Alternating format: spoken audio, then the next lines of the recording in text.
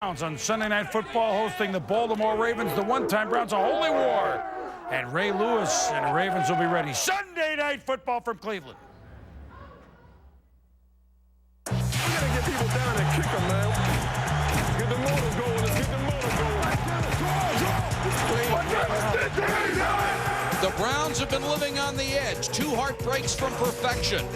Wayne right through his helmet. One man's mission brought the Ravens renewed respect. Having the game of his life. He's going to go all the way. Another new record. Tonight, Cleveland past and Cleveland present. We got to get the win. For the fans of the Cleveland Browns, this is the most important game of the year. The team they once loved is back to face the team they love now. 73,000 plus welcome the Baltimore Ravens, who take on the Cleveland Browns. Good evening, everybody. I'm Mike Patrick. It's great to have you with us. Just 2 years ago, the Baltimore Ravens won the Super Bowl. Since then, they have blown up their roster. Most of the guys who helped them win it all are no longer here. But this is a dangerous football team, and they proved it again last week. Tonight, they play for first place in the division. The Browns are already in first place in the division in spite of a couple of bizarre losses. But to stay there, Joe, they will need continued improved play from their quarterback, Tim Couch. Mike, I think they're going to need more than continued improvement. I think he's got to start playing well.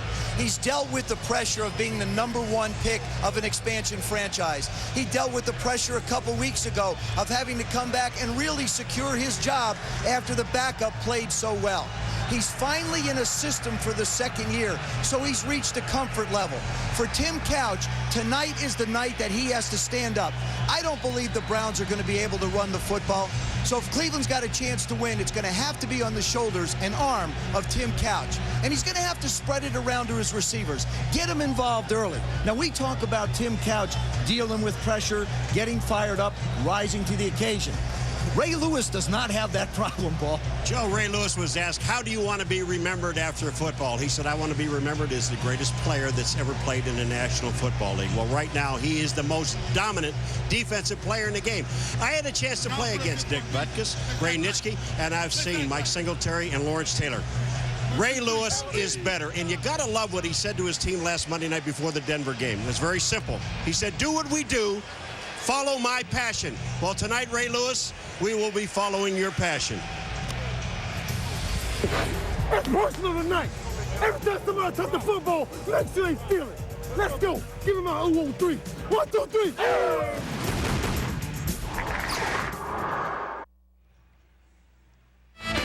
Enhanced TV presented by Mazda. You can enter for a chance to win an all-new Mazda 6 sports sedan or other great prizes. Check out ESPN.com or NFL.com now. Welcome back to Cleveland. Special teams play has been huge early in the season. Because of it, the Browns lost last week, and the Ravens won when Chris McAllister returned a missed field goal, 107 yards, an NFL record. And Susie, that play was no fluke either. No, Mike, that's the most impressive thing, that they actually practiced that play. But Chris, really, what did you think the chances were that you were ever going to see that play? Really, I never thought it would come up in a game situation, not unless it was at the end of a game. But to come up so early, it kind of shocked me. When I caught the ball, I kind of just stalled him out for a minute. Thought I'd wait to get my blocker set up and get around the corner. And once I did, I saw the wall, and the rest is history. How have the dynamics of this young team changed since that win? The confidence level has gone up a lot around here. People are practicing with a lot more up-tempo, a lot more confidence, and hopefully we can bring that out on the game field. We know how deep the Browns are at wide receiver. In the event that you're matched up one-on-one on their #1 guy, Kevin Johnson, how do you stop a guy like that? You just have to get out there and be physical with him. He's not the biggest guy, but he's very crafty. He does a good job of getting open. Have to play him honest and just react to what you see. Ray Lewis always has something to say to the defense the night before the game. What did he tell you last night? Last night he was pretty quiet. Just told us to come out and play with the intensity and passion that we did last week, and everything should work out fine for us. Have a great game. Thanks. Mike? Thank you, Susie. This is not the Westminster Kennel Club. No purebreds here. In fact, these dogs are known for their rabid behavior. They'll be unleashed when we come back to Cleveland for the kickoff. Got a hot tip from my broker today. Yeah, what is it? Too Comacon. I got that same tip from my broker yesterday. I got that same hot tip from my broker last week. Me too. Me too. Me too. Me too. There's never been a better time for Charles Schwab. At Schwab, we don't give hot stock tips. Our expert advice is based on research grounded in facts, not hype. And as always, designed for individual investors. To learn more, call 1-800-4SCHWAB. ESPN welcomes you to the following presentation of the National Football League.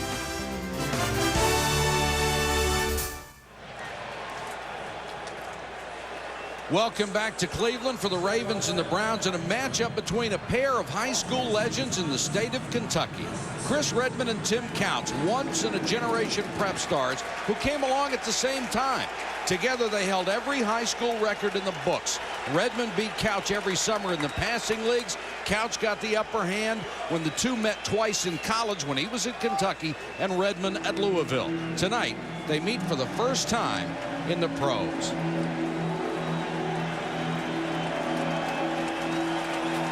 The coaches tonight, Brian Billick in his 4th year with the Ravens. He led the NFL's most explosive offense as the offensive coordinator at Minnesota, and then the stingiest defense in 2000 with Baltimore.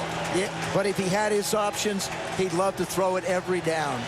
And Butch Davis now in his 2nd year, the longtime assistant to Jimmy Johnson, and then extremely successful in his own right in college at Miami.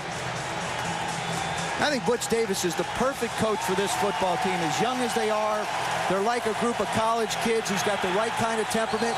Now he needs the kind of leadership from his quarterback to get him to the next level.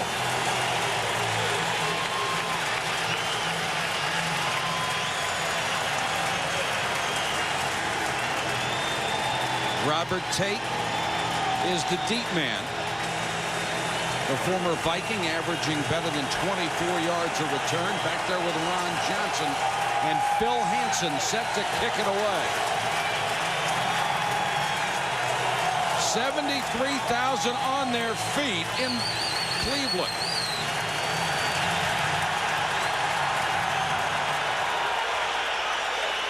Tate from the 13.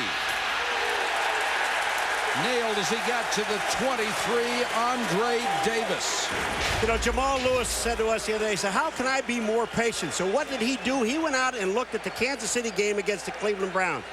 He saw Priest Holmes run for 4 touchdowns. He said he was patient and he stayed in his tracks. Well, what he wants to do tonight is be patient and stay in his tracks. And Earl Holmes, his job, knock him out of his tracks. Redmond leads them out of the huddle. Lewis, the single setback. He's number 31. Last week had a season-high 78 yards rushing.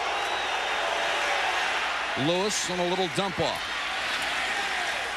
Gang tackled at the 29. Jamal Lewis has become a big part of this offense, obviously carrying the football, but also catching the football. Has 13 passes coming into this game tonight. And he's a guy that's going to have to run behind that big offensive line. They moved Ethan Brooks out to the right tackle position because he's more athletic. And that was a big problem for this line early in the season. Rushed for more than 1,300 yards in their Super Bowl year, then hurt a season ago. Back from that knee injury. Goes down at the 30 in the grasp of Anthony Henry. You know, it's really hard to be patient when you miss a whole year like Jamal Lewis and to try to be patient in the game. But, you know, the defense, one thing we're talking about this Cleveland Browns defense, they know for certain they have to make the tackles. They can't miss tackles. And also the 2 inside guys, Orpheus Roy and Jared Warren, their 2 tackles have come on and played really well for them. 3 wide receivers on 3rd and 3. Look out for Heath, 86, the tight end. He had the big game last week. There is Heath. First down and more, 45, 47-yard line. He was spectacular against Denver. Nice little piece of play action work here. What you do is you stick him over in a little bunch formation. There he is right in the cluster. Now he weaves his way through the line, little play action fake. He actually had Johnson a little deeper, decides to drop it off to Heath. you sense that Chris Redmond is getting a real feel for where he wants to put the football with Todd Heap. Yeah, he comes to the meeting yesterday with Heap. Does that tell you anything? They're pretty inseparable. Yeah, they come in together.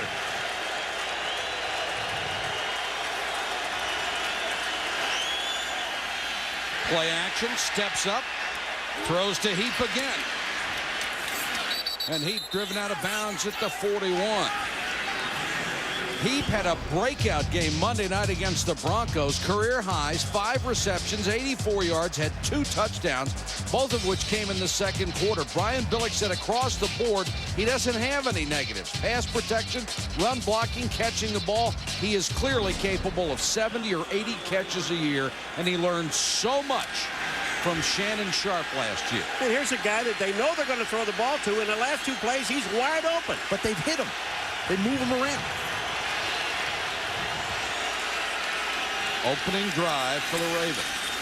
Lewis on the toss.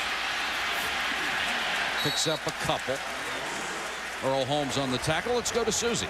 Well, you mentioned Todd Heap and his relationship with Shannon Sharp. Well, they said you can't possibly have enough time in this broadcast to say all the things that Todd learned from him.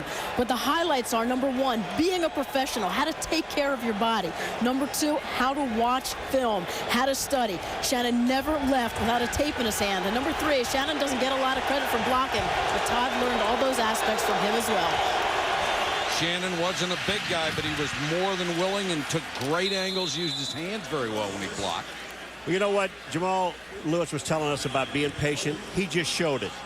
He waited for the hole, and then he exploded. Look at him. He waits. Then here's the cut back to the inside. That one cut that you have to make. Lower your head, pick up as much yardage as you can, and they're going to measure for this. Boy, nice block by the center, Mike Flynn, number 62. Yeah, and on the left side, you got Jonathan Ogden at 6'9", 340, and Edwin Mulatalo at 6'3", 340. So if you're going to run somewhere, there's a little bit of beef on the left side of that Raven line. And their line got better when they moved Mulatalo back from the guard, or on the right side, back to the left guard. That's his natural position. 2 tight ends on first down. Lewis trying to cut back again and cut down at the line of scrimmage. Nice tackle by Robert Griffith, the former Viking, who they picked up at strong safety. I was walking through the lobby last night, and I saw Jonathan Ogden. He's got a little teeny bag, sushi. I mean, it was just a little bit. It looked like, didn't even fit in his hand. And when you look at him and you stand, he's got to be like 6'12". 700 pounds. He is the biggest man you ever want to stand next to. And he's got that afro. And the hair goes out, too. It's not like he's got like a shaved head. 2nd and 10 from the Browns 30. Redmond with time over the middle, and that's incomplete. Was intended for John Jones, the backup tight end. Right on him was Holmes. Chris Redmond's doing a nice job of running this football team. We heard Susie talk about Todd Heap and the relationship with Shannon Sharp. Well, this young man, Chris Redmond, has learned a lot from Trent Dilfer. The way he manages an offense, the way he runs the football team, the way he conducts himself in a huddle. When you talk to the other guys that play with him, they say he never gets riled. He's always in control. Play clock winding down. They got to hustle. Now Brian Billick is going to call a timeout. You saw the problems that Redmond had getting the play in the first place. It is very noisy tonight in Cleveland. Floats one down to the 15. Fair catch made there. It's only a kick of 20, but he did his job. He got it inside the 20 to the 15-yard line. Nice drive by the Ravens to start, but they get nothing out of it. ESPN Sunday Night Football brought to you by Mazda. Log on to Enhanced TV at ESPN.com for a chance to win a Mazda 6 sports sedan and other great prizes. Bud Light, for the great taste that won't fill you up and never let you down. Make it a Bud Light. Bridgestone Tires, advanced technology that gives you a grip on the future. And the extraordinary NFL XL deal from Pepsi, only at Pizza Hut. See participating stores for details. Cleveland starts from its own 15. William Green, the rookie first-round draft choice behind Tim Couch. who wants to throw on first down, and Johnson can't hold on to it. Well, you've seen what Tim Couch wants to do. He's going to have to get the football to his wide receivers, and his weapons tonight are Kevin Johnson. Now, there's a guy with great hands who can find holes. And you got Quincy Morgan. He's their big play guy. Look for him to go down the field. Andre Davis, what a rookie he is. 4 touchdown receptions. And Dennis Northcutt has really reemerged and become a weapon. And Jamel White, the running back, 18 receptions so far. Very versatile. Here comes the blitz on the end around. Goes absolutely nowhere. Morgan is cut down. Peter Boulware made the play. Ray Lewis is there, taunting the crowd. Well, Ray Lewis is a guy to jump on, but when you watch Ray Lewis, the one thing about him is he never gets lost in traffic. What he does, he was on a blitz. He saw the back coming around. He got out of it and got back outside and made the play. Really, the onus tonight is going to be on the offensive line of the Cleveland Browns to give Tim Couch a chance to work to those receivers, especially with guys like Boulware and Lewis running up on him. 4 wide receivers on 3rd and 14. Ravens in that 3-4. They can do a lot out of it, and here comes the blitz. Out in the flat. A couple of yards, and that's it for Jamel White. Same guy. Just if you get lost in about who's making the play, just say Ray Lewis, Mike, because he will be with where the ball is all night long. Here comes Ray Lewis. Watch this. Now watch him set himself. Here comes the ball carrier. He gets himself squared up to make a football play, and he does it every time. So much fun to watch. Oh, man. You know, you talk about his emotion, and obviously he is a tremendously emotional player, but his technique is exceptional as well. McAllister deep to return. Makes 2 guys miss. A 3rd. McAllister across midfield, cuts back to the 35-yard line.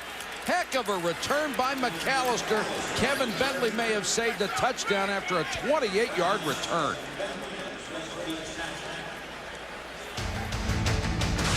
Ravens with great field position. They'll have 1st and 10 when we come back. Chris McAllister, who had that 107-yard return of a missed field goal a week ago, just rips off 28 on a punt return. Just set Baltimore up to 35. Redmond, good play action, goes deep. Intended for Heap, and he had Griffith on him, incomplete. Now that's what the Ravens want to do. They want to try and find a matchup where Todd Heap is going to be able to get one-on-one. The preference would be on a linebacker. They're not real tickled about the fact that he's lined up on a safety or a defensive back. Here he is releasing down a tight end outside. Now he's on Robert Griffith. Now Robert can cover. 9 years in this league, he's played against some pretty good tight ends, so he knows basically what position to get into. It's still 5'11" against 6'5", and they don't mind jump balls with Heap.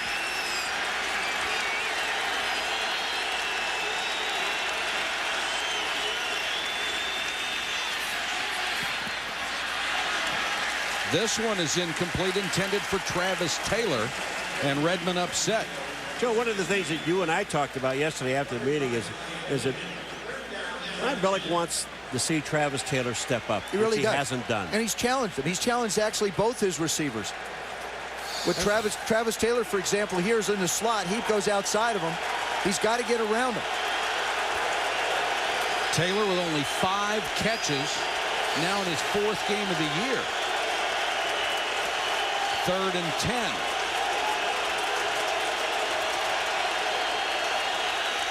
Three-man rush. Redmond throws incomplete, too high for Taylor. Well, that time Travis Taylor just fell down. Chris Redmond goes out, tries to set and make the throw, and Travis Taylor slips. You know, I'm sure a lot of people are wondering, why didn't they come out and just try and run the football? Get Jamal Lewis going. Well, once you commit on 1st and 10 to take a shot, and you do a lot of film study, and you think you can get some opportunities, you don't give up on it. Your defense is playing well. You get to pin them, and you take a shot, hopefully getting 7 on the board. So Zastudil will come in to punt again. Angles it for the sideline, and got it at the 1-foot line. No, they're going to say it went out. The official originally went between the goal line and the 1 and then waved touchback.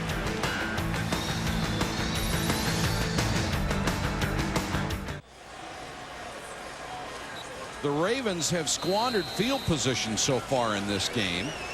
Browns take over at the 20. 1st and 10. They have yet to do anything offensively. William Green is the deep man in the backfield. And Green will get the carry and immediately hit by Ed Hartwell, who along with Lewis is one of the inside linebackers. If you wonder what happened to Ray Lewis in the first series, on the first play, William Green wakes him up. Watch this. What's 31? Bang! Now, Ray Lewis is awake. He is now awake. Now watch him.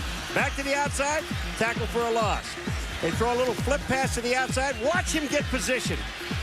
Gets himself in a football position, makes the play. He's awake. Now, William Green woke him up.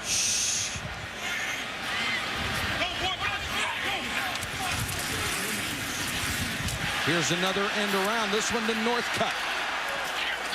Takes it out to the 28-yard line, and Hartwell and Cornell Brown had a chance win on the stop. I had a chance to talk to Mike Nolan, the defensive coordinator of the Ravens, and I think he described Ray Lewis in the perfect way. He says he has the charisma, explosiveness, and leadership of Lawrence Taylor and the intensity and the passion of Mike Singletary. And he said, I'll bet you if Singletary was given a chance to dance, he'd have danced just like Ray. And I think that describes him to the T.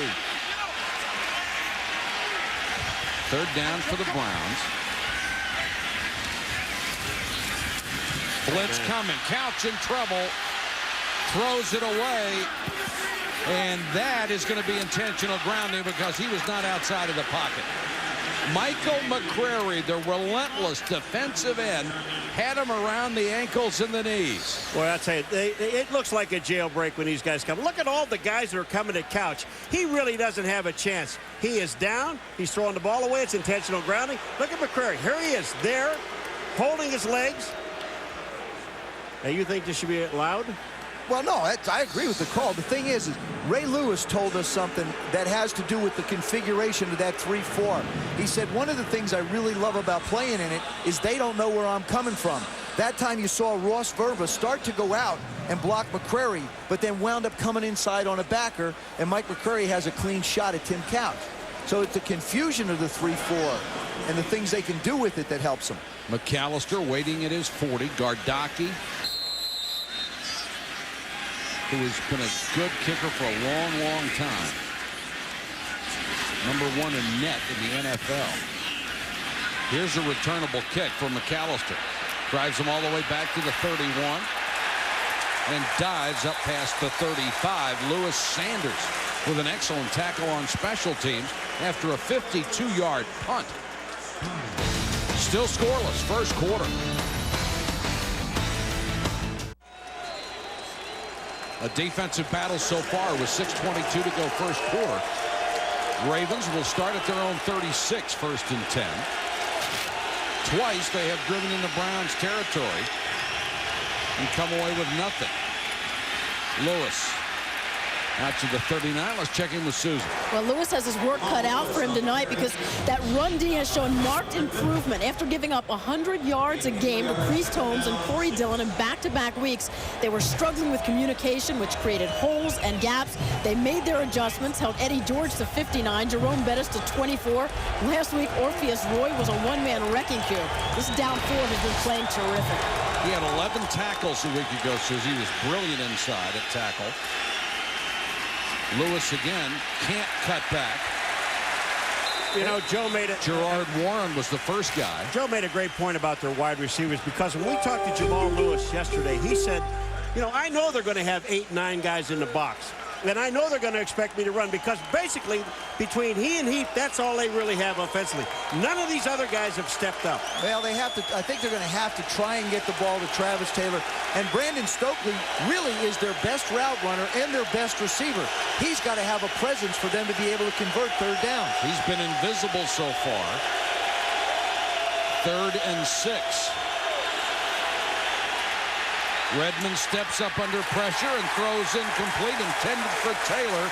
Robert Griffith was right there, and Kennard Lang out of Miami was putting on the pressure. Don't you remember what Kennard Lang told us 2 days ago? No, we know where Redmond's going to be. Yes. He's going to be standing right in the middle of the field. He does not run. He just stands there, and he's going to throw the ball. And I said that's a good thing. Obviously, then it wasn't. It used to be a good thing. Zastadil for his third punt. Northcutt is deep. He is second in the league in punt returns coming into this game. Almost 17 yards a return. He's had a 74-yarder for a touchdown. Oh, nice kick. Northcutt from the 13. Got a couple of blocks. And out of bounds across the 25. Next Sunday night at 7:30, join Chris Berman and Tom Jackson for NFL Prime Time, and then a huge game.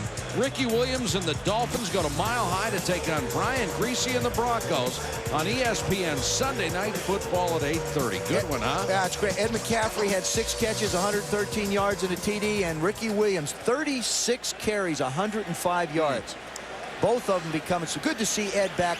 Got a rod in that broken leg of his and running really, really well. How about Brian Griese? He's thrown a touchdown pass in the last 20 straight games. That's not bad. Browns start deep in their own territory again, this time from the 25. Green hit in the backfield. He'll lose a couple. Adalius Thomas, a college linebacker out of southern Mississippi, breaks through and gets the hit behind the line. Well, you can't run and you can't pass, but you got a good punter. That's about all they have right now. And there's a great defense. This is a perfect defense for him because he was a linebacker in college. At 270, he can be like Peter Boulware. He gives you versatility on the outside. If he drops his hand down, it becomes a 4-3. If he stands up, it's a 3-4. And that creates problems in blocking for the line in the back. Now 4 wide receivers, and Jamel White checks in the backfield. Couch with plenty of time and throws over the middle, complete to Kevin Johnson. You know, most of the time they say a guy is really tough when he goes across the middle. Now you got to remember something. First of all, when you go across the middle in the National Football League, after 5 yards, they can't touch you. But you're going across the middle and into Ray Lewis and company. Now there is when it takes a little bit of guts. They may not be able to touch you in the first 5, but they can beat the living daylights out of you in that next 5. And they just did. 3rd and 5 after the completion.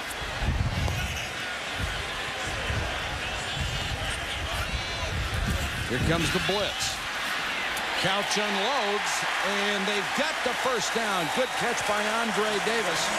And they are thrilled with this kid out of Virginia Tech, a second-round draft choice. They said he's a 35-year-old and a 21-year-old body. 58, Peter Boulware. That's where the heat comes first. And Couch does a great job. Look at 58. Now he's in an up position. Peter Boulware, no one even touching him. What I liked is Tim Couch keeps his head up, doesn't really pay attention to the pressure that Boulware's bringing, and makes the completion. Green back in on first down.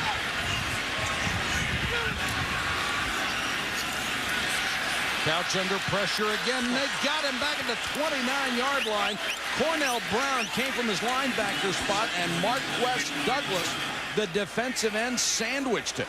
You notice something, we talk about Ray Lewis, but do you know that we've mentioned almost everybody on this defensive line and linebackers making a play? Well, that's the versatility of the 3-4.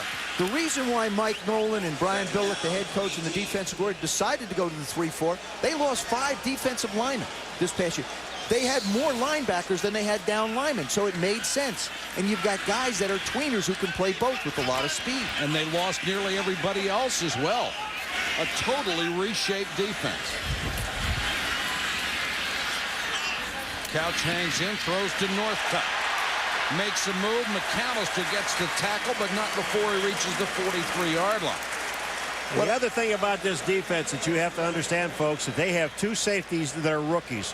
One is a free agent, and that's Demps, and Ed Reed, number 20, is their number 1 draft choice, and they are playing and starting. And Reed held out. He's really behind. Demps, a tremendous story because he was a walk-on in college at San Diego State. Signed as a free agent here. Started as the 4th string strong safety. And is now the starter. Here they come. They're always coming. White goes in motion. They drop back and only come with 3. Couch over the middle, complete, first down. Nice catch by Quincy Morgan. Gain of 20. Bruce Arians, the offensive coordinator, I give him a lot of credit. He wants to get every receiver involved. Look at Tim Couch survey the entire secondary. They only rush 3, gets it up high for Quincy Morgan. He's 6'1". He's a big guy. Throw the ball up where he can make a catch. If the Ravens want to drop 8, go find a hole. Each one of their guys, Northcutt has made a play. We saw Davis made it. They've gotten the ball to Johnson. They've gotten the ball to Morgan. Every one of the receivers is involved now.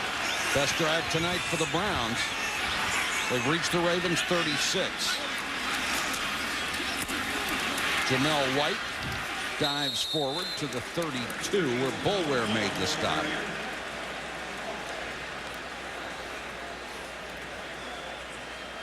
And the Browns can let the clock run out if they choose. 22 seconds on the play clock, only 18 on the game clock. But they're going to break the huddle. I think this is a little bit of inexperience on Tim Couch's part, but also he may feel like he has a rhythm, so keep it going.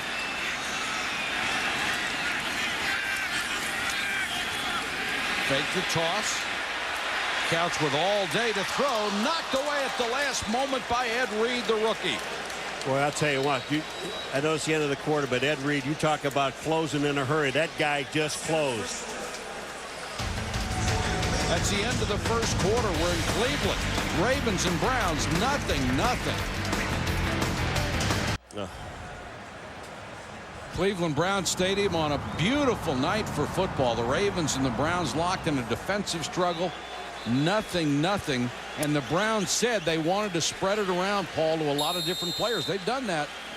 Well, their offensive coordinator, Bruce Arians, said in the first 10 plays, I want to make sure all of my skilled guys at least touch the ball once or get involved at least once. Well, they have done that. Now they face 3rd and 6. 3-man rush. They drop 8, and Couch throws underneath.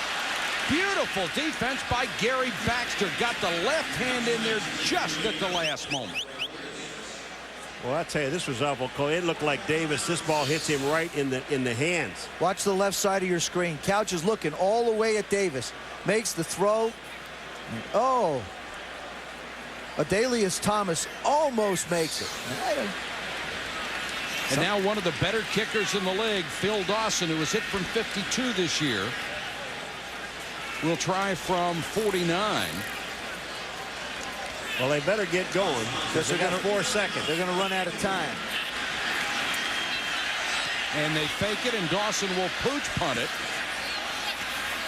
And the Browns down it at the 15-yard line.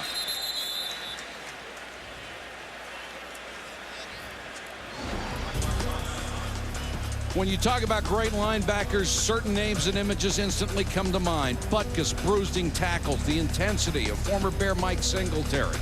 And, of course, the tremendous athleticism of Lawrence Taylor from the outside. And where is that going? We'll tell you in a moment. I was just tickled that they actually didn't use me in the film being sacked by Lawrence Taylor. Well, there's certain plays we don't want to show. Well, it isn't that one. There were so many other to pick from. That's right. You know, every linebacker in football sacked you, didn't they? Yeah, except Ray Lewis. Thank goodness. He wasn't playing. Fortunately, he probably would have.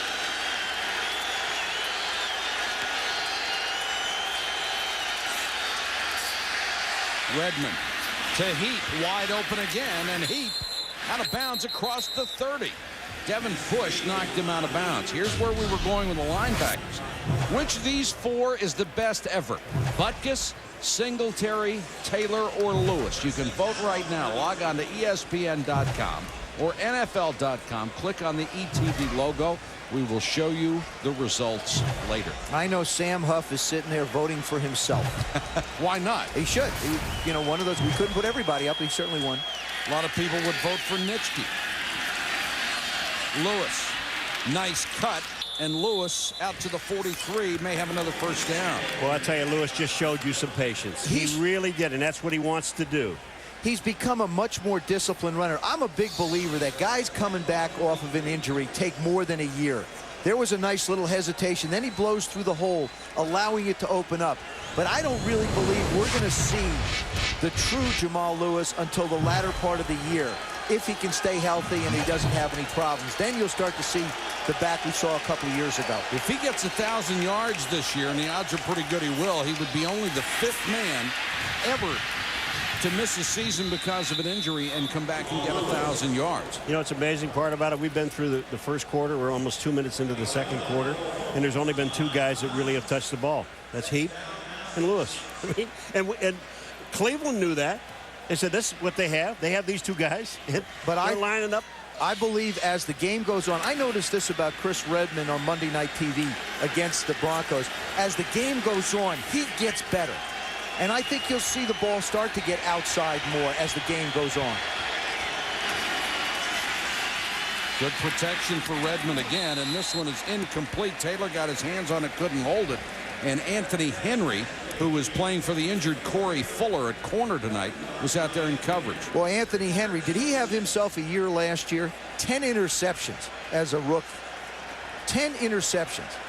4 of them against the Baltimore Ravens. He loves to play against Baltimore. And that was as a part-time player. He played in the slot. Mike Flynn, we understand, was hurt, has gone to the locker room. They are taking x-rays. There's Corey Fuller. Took a shot to try and help his knee out the other day. Chester Taylor is in as the running back on 3rd and 6. Redmond throws to Heap, diving for the first down, and he has it. Great effort from Todd Heap. Todd Heap just showed you his strength. Now, this ball was thrown about 1.5 yards shorter than the first down marker. And Todd Heap knew exactly where he was. Watch this, folks. This is where awareness on the field. Bang, I've got to get another 1.5 yards, and he gets it. I want you to notice something also. He starts to turn his head right away just before the ball gets there. The other young man we've seen do that, Jeremy Shockey with the Giants, who had a win today over the Cowboys. Both of them get it and turn. I don't know that there's ever been a time when we had more good young tight ends in this league. That was intended for Stokely, wide of him and out of bounds, and it actually came to Taylor. And he caught it. That's okay. Stokely reached up and it looked like it whizzed right by him. When you throw 2 separate levels, if the first guy doesn't want it, he lets it go to the second. What do you say? Taylor misses it. Is there somebody else out there? It happens. As long as one of those guys in the brown shirts doesn't get in the way. 2nd and 3 for the Ravens. Their second good drive here in the first half. Fake the end around, and Lewis lowers his shoulder to 37. Let's check in with Susan. Well, Mike, because this team is so young, players like Lewis have been forced into leadership roles. And if you consider he missed all of last year, he's really just a second-year guy. And he says, I'm still so young. How can I tell Jonathan Ogden to pick it up? But after the first 2 losses, he sensed that they were getting down in the huddle, suggested a meeting. The point of it was to say, we can do this, and it paid off for their performance on Monday night. 3rd and 1 yard, quarterback keeper, and this will be close.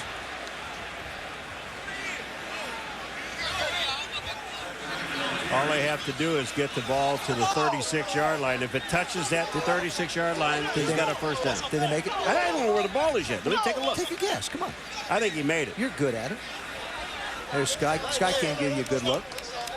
You said the 36. He had to get to the 36. Well, according to you, Paul, it looks a little bit short of the 36. What a great shot that is. Well, then he didn't make it. Okay. The official had to get to the 36-yard line.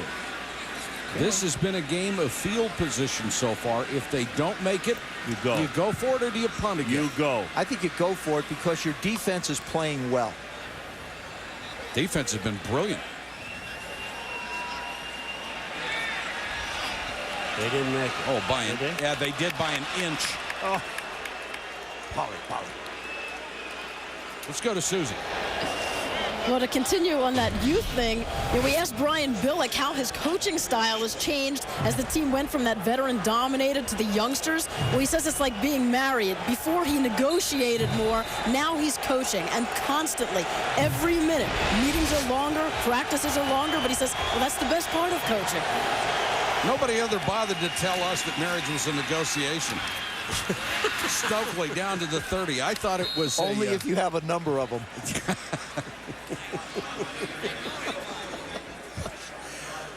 funny. I think it's a young football team. When you get 34 players like that, either undrafted or selected after the 17th round. Now it's 17 of each. After the 6th round or more. It's 17 each. It's 17 free agents and 17 that have been drafted after that. I think there's an energy level, and you can see it through Ray Lewis, through practice, and his meetings were referenced by Susie. Jamal Lewis, stutter step, nowhere to go, buried at the 30. That'll bring up 3rd and 4. Courtney Brown led the charge. Well, that's what we asked Ray Lewis about all these young guys and how he felt. He said, boy, do I love it. He said, because they listen and they just soak up everything. You talk to them, they pay attention. Of course, if he talks to anybody, Ray Lewis, then you pay attention. I'm just going to say, you're going to be the guy that doesn't listen to Ray Lewis? Well, last year they were the 2nd oldest team to the Raiders, who put up only 49 today. Another big 3rd down.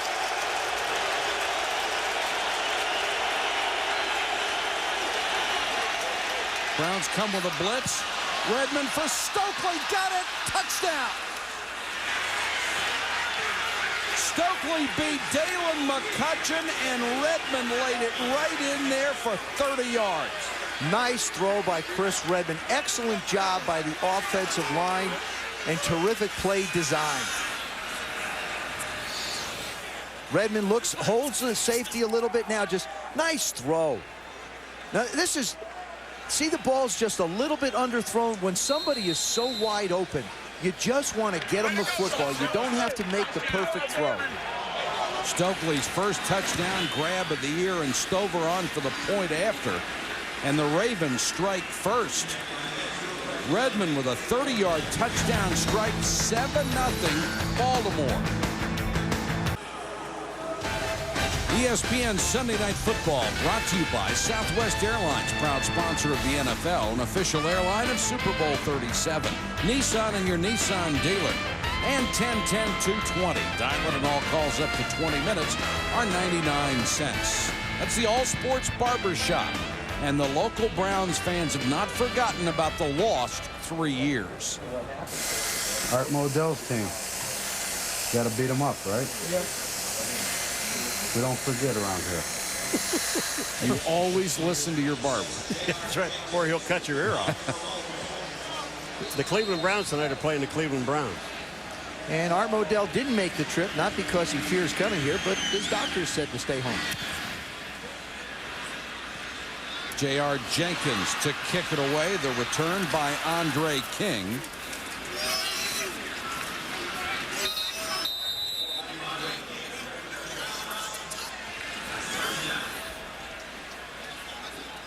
Second quarter from Cleveland Browns Stadium. Ravens on top by a touchdown.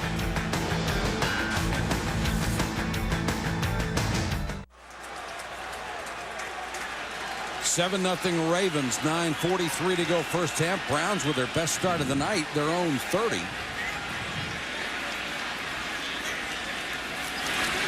Couch with an empty backfield, throws, tipped, and Ray Lewis has the interception. Knocked away by Will Demps, and the All-Pro comes down with it. Oh, man. You know, you talk about defenses where you work together, and the tip drill, and the ball's up in the air. Demps hits this ball, and Ray Lewis, you talk about some total concentration.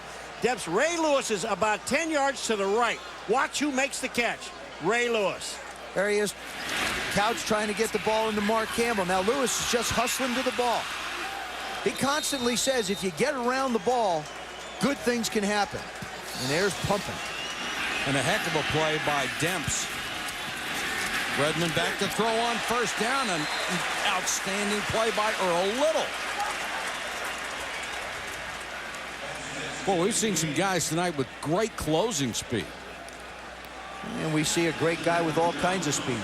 But the thing about Ray Lewis, and it's not remarkable, it's just Ray Lewis. He does not ever take any play off. And I'm going to tell you one other thing. If you're on that defense, play with him, you better not either, because if you do, you're going to hear from him.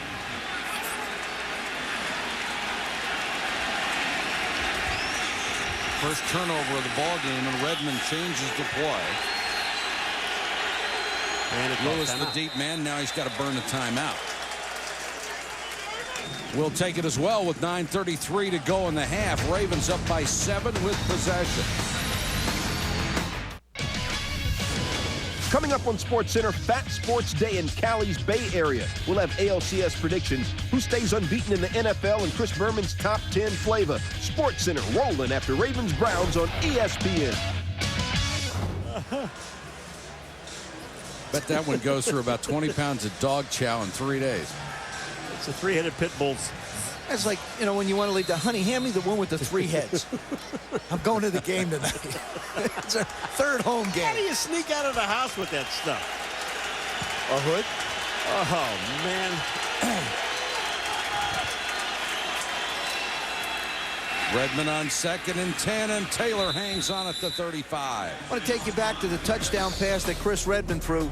Brandon Stokely is lined up on the inside, and Ron Johnson, their rookie, is on the outside. Johnson's going to go down and hook and actually create a pick on the defensive back that allows Stokely to run the wheel and up the sideline. Good little pick. It's good if they don't get called. Good throw. 3rd and 4 for Baltimore at the Cleveland 35. I would try and find Todd Heap if I was the Browns. Little shovel pass to Lewis. Makes one man miss, stays on his feet inside the 31st down. What an effort by Jamal Lewis. This is all Lewis. I don't like to talk about second effort because that means you quit. I'm talking about continuous effort. Watch number 31, Jamal Lewis. Little shovel pass, and now he's going to get hit right at the line of scrimmage, but watch this. Look at the leg drive. His legs never stop moving. That's what got him the first down. And did you notice Redmond? The guts it took for him to wait until the defensive end was right on top of him before he shoveled. Brant Boyer, number 52, had a clean shot at him, and you saw the power of Lewis's legs.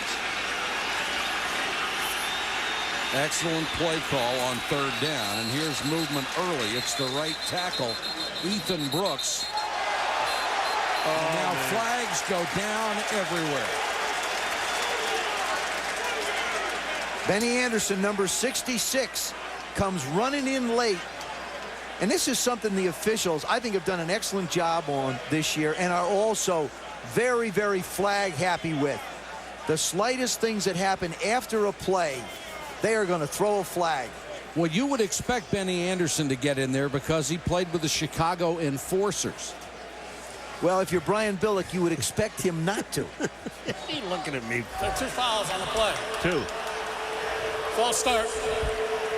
77 offense. That penalties decline. Unnecessary roughness. Number 66 offense.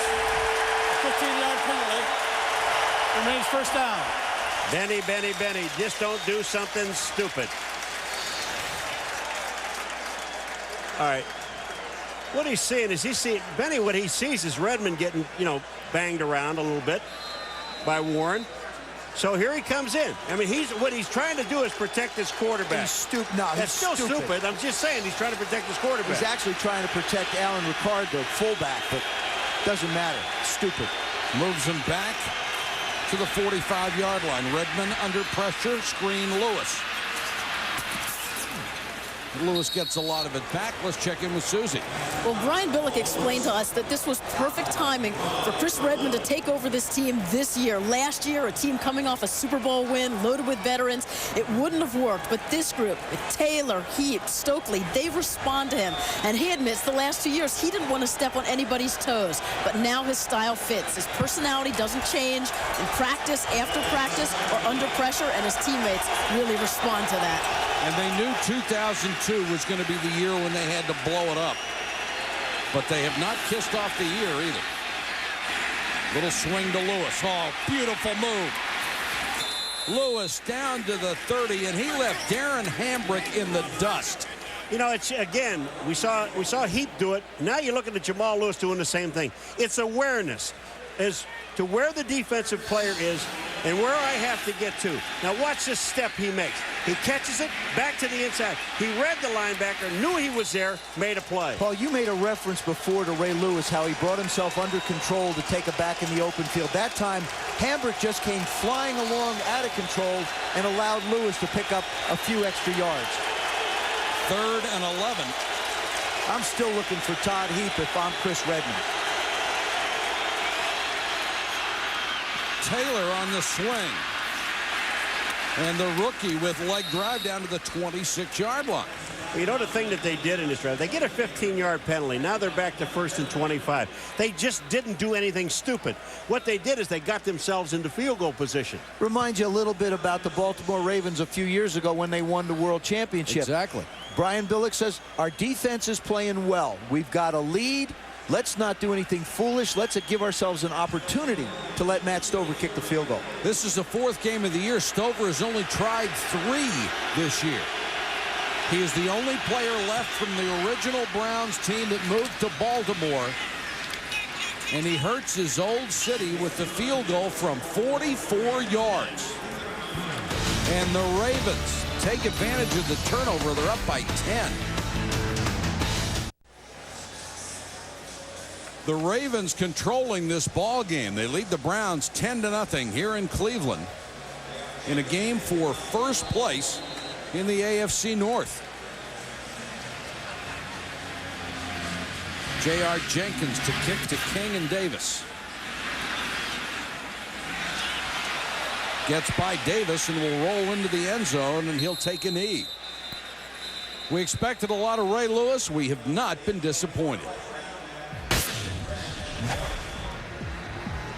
I'm wide-eyed, cuz. I'm geeked. When you talk about this guy, he may, play with passion, but he plays under control. This guy, wherever that ball is, you'll find 52. Real close. And if he says he's geeked, he's geeked. And you all better be geeked. William Green is the single setback behind Couch. And movement early. Boulware came across. He's pointing to the Browns, and it will be Ryan Tucker, the right tackle, who moved early. False start. 72 offense. 5-yard penalty. Remains first down. Lewis, of course, is the undisputed leader of the Ravens. We asked him about putting this team on his big shoulders. All I have to do is give them a little of what I have. And that's just passion. That's just truly appreciating this game, what this game was built for. And that's competitive side of it. That's the competition side of it. You beat me, I beat you. But if I know what you're doing, there's no way you can beat me. And that's what I'm trying to teach my young guys. He's fun to talk to. Couch throws complete to Andre Davis. The flag is down back at the 7-yard line. They're going to be holding against Cleveland. But I'll tell you, after that interview Joe had with Lewis jumped up and choked Joe. Well, he's the next quarterback. What else is he going to do? Well, he thought he'd take a shot. You said he hadn't hit, he hit you there. Personal foul against the Browns. Ron Winter, our referee tonight. Butch wants to know what's going on. They'll tell you in a second. Tell by his hair. You see how windy it is down on the field.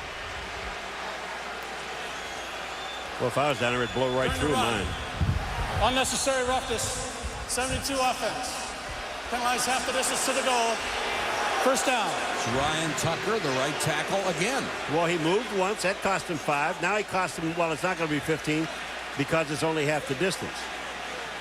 You know what I think they ought to do? See, you only get half the distance when you're inside like the 10-yard line or 15-yard line. Now, if they get a 15-yard penalty, they should only give them that half the distance back. I agree with you. I don't. It won't happen. I don't. Well, why would you? You get 15. We're only into our 10th game. Why would you agree? This year, in our 5th year. First and 23. Why start now? Couch to the goal line. Throws underneath to Johnson. Nice move to get a little extra yardage. And then he's cut down by Reed, the safety. We talked about what Chris Redmond did on this last drive of taking his time after the penalty, trying to set up for the first down. Here, Tim Couch, you see him do the same thing with Kevin Johnson. Here's the guy that's your playmaker. He's carried this football team for 3 years from the receiver standpoint. Let him be a part of it.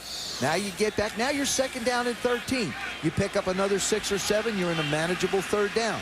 Johnson, another one of those converted quarterbacks. Played only 1 year at wide receiver at Syracuse. Here they come. Here they come. Boulware jumped early. Free play for Couch. White out in the flat, can't get away. And now they'll be able to take the penalty. Boulware trying to do a little bit of guessing on the snap count.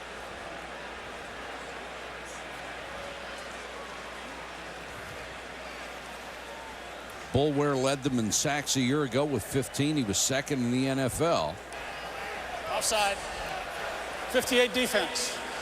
5-yard penalty. Repeat second down. More on Kevin Johnson. Here's Susie. Mike, wide receivers coach Terry Robisky has been around some of the best, but he says flat out Kevin Johnson has the best hands he's ever seen. That's saying a lot. You ever looked at Jerry Rice's hands? Raymond Berry was the best I ever saw. Couch. McAllister is right there, but the catch is made up at the 29-yard line. It's going to be about a yard shy of a first down to Morgan. This is an excellent throw, Joe. It really is. And you're right, Paul. And I like what I'm seeing out of Tim Couch. You come back deep in your own end, you get a batted ball, and then you get an interception. Now you come out, you get backed up with some penalties, and you're still fireable. Look at that throw. That's accuracy, and that's patience in the pocket, and that's being confident that you can throw the football. I like the poise that Tim Couch is showing after the adversity. At Kentucky, he set 7 NCAA records, 14 SEC records in 3 years. Now he's got a 3rd and 1. Green, the rookie, gets the carry, and he is drilled. They got the wrong guy. The Browns have the wrong player carrying the football and in the ball game at this point of the game. Boy, Chris McAllister at a corner makes a sensational play. I don't think you put a rookie in that situation. William Green has missed a lot of training camp. He's trying to learn on the run. You got a better shot at getting it happen with Jamel White. And I think that's a coach's substitution error. Even though he's a bigger running back. Doesn't matter. He's not as experienced. And experience counts in short yardage. Gardocki will kick to McAllister, who said he wanted to return punts because it's really going to increase his value. And that's why. Monday Night Countdown at 7:30 Eastern on ESPN, the best place to get ready for Monday Night Football. Then on ABC at 9, it is Monday night. Brett Favre and the Packers against Brian Urlacher and the Bears. How about the Bears? Last year, they're 13-3. You know where 2 of those losses came? Green Bay? Hands of the Packers. You know why? That's exactly right. Because of a guy named Favre. Brett Favre, everybody says, who would you start a franchise with? I'd still start a franchise with Brett Favre. No doubt. Baltimore in control of this game. They're up 10-0. They start from their own 42. Jamal Lewis across midfield, back into Browns territory at the 47. He's having a very good night. Well, Jamal Lewis has learned patience. He told us that's one of the things he has to do because he was so anxious this year to be back playing because he missed an entire year. Watch the patience. A little outside, right back up. Not a whole lot of dancing. The only time that he didn't gain a yard was that one play where he danced in the backfield and they nailed him.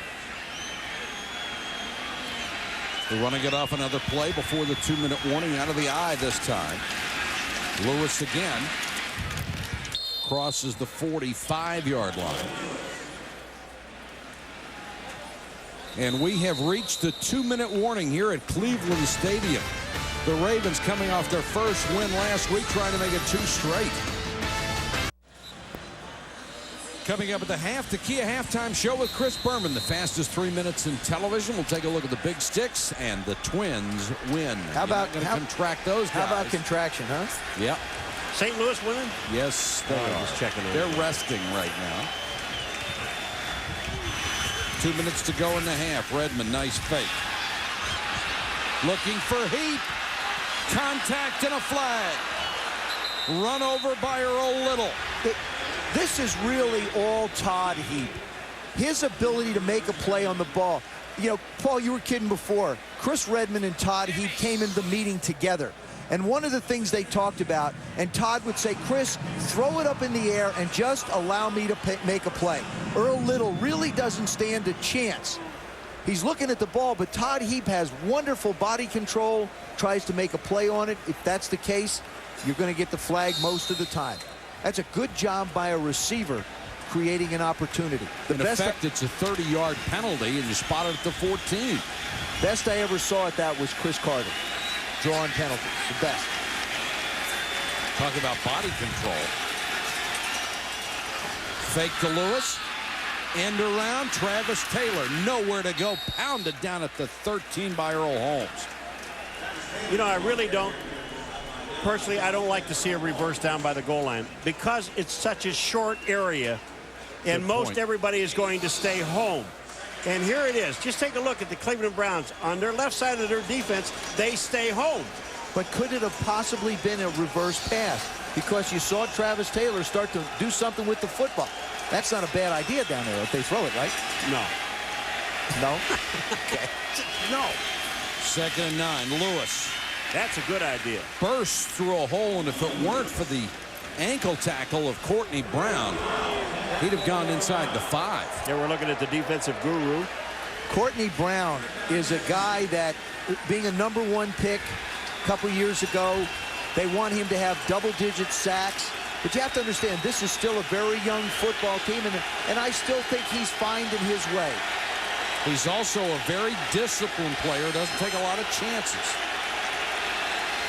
Lewis shakes a tackle, shakes another, can't get the first down. Great effort by Jamal Lewis. He's given that all night long. And a great effort by Kennard Lang, making a play on Lewis, not giving him a chance to go anywhere. Very conservative call there, up by 10 and an easy field goal. Well, range. if you're up by, now you're going to go up by 13, possibly, with this defense. This is the way That's enough. This is the way the Ravens have decided they want to play football. They want to be conservative in the way they go about doing things. They're not going to put the ball in harm's way. This is something Brian Billick has really talked about. Well, if they get the lead with that defense, why not be conservative? Why wouldn't anybody do it? And especially when you have a young quarterback that's not played. And just stays in the pocket. You know, Brian saying, hey, good job. This is, you know, this is what we want to do. Travis, nice job. Good decision on the reverse, not throwing the ball. And Brian Billick still has a core of very good players on this team, and he knows if some guys come through for him, especially his wide receivers and a couple of defensive linemen, with what they'll be able to add next year with the salary cap jail that they're now out of, this team immediately could be a contender again. When you consider that the guy with the most years in the league on offense is Jonathan Ogden with 7, and the second is Mike Flynn with 5, it's a very young nucleus to work from. Stover is already connected from 43 yards out. This is a 28-yard chip shot. And he knocks it through. So the Ravens with an outstanding first half, a touchdown and 2 Stover field goals. The former Browns come into Cleveland as the Ravens, and they lead it at the half 13-0. Let's go to Susie. Brian, you preached to us the most important thing was to get Jamal Lewis going early and often. How did you know you could have this much success running against them? Well, we've had success running against Cleveland. What was happening is we get down in the red zone and we turn the ball over. But you've got to stay balanced. They're a good staff. They're not going to let you do that all night. They're going to bring people up in the box, and we've got to be ready to take advantage of that when they do. Your defense is pitching a shutout. How impressed are you? Very much. This is a good offensive team. They got a lot of speed outside. I would anticipate they maybe come out a little no huddle in the second half. Thanks, Coach. Thank you, Susie. Our score here at Cleveland Browns Stadium. The Ravens on top of the Browns, 13-0. Now let's join Chris Berman for the Kia halftime show. Hi, Michael. Thank you. I guess all we need is the Ravens to be on national television the last week. The Super Bowl champs of a couple of years ago, and that's what they need. They're tonic. So 13-0 at the half. 2 weeks ago in pro football, we had 7 undefeated teams, but going into week 5, we were just down to 2, both in the AFC West, the surprising Lightning Bolts and the Oakland Raiders. And so here we go in our fastest 3 minutes. Rich Gannon and Charlie Garner as the Raiders were trailing Buffalo 31-28 going in the fourth quarter. But a 3-touchdown fourth for the Raiders, including this pick by the rookie, #1 pick, Phillip Buchanan. And he could go all the way. 81 yards, touchdown, and the Raiders win 49-31. They're 4-0.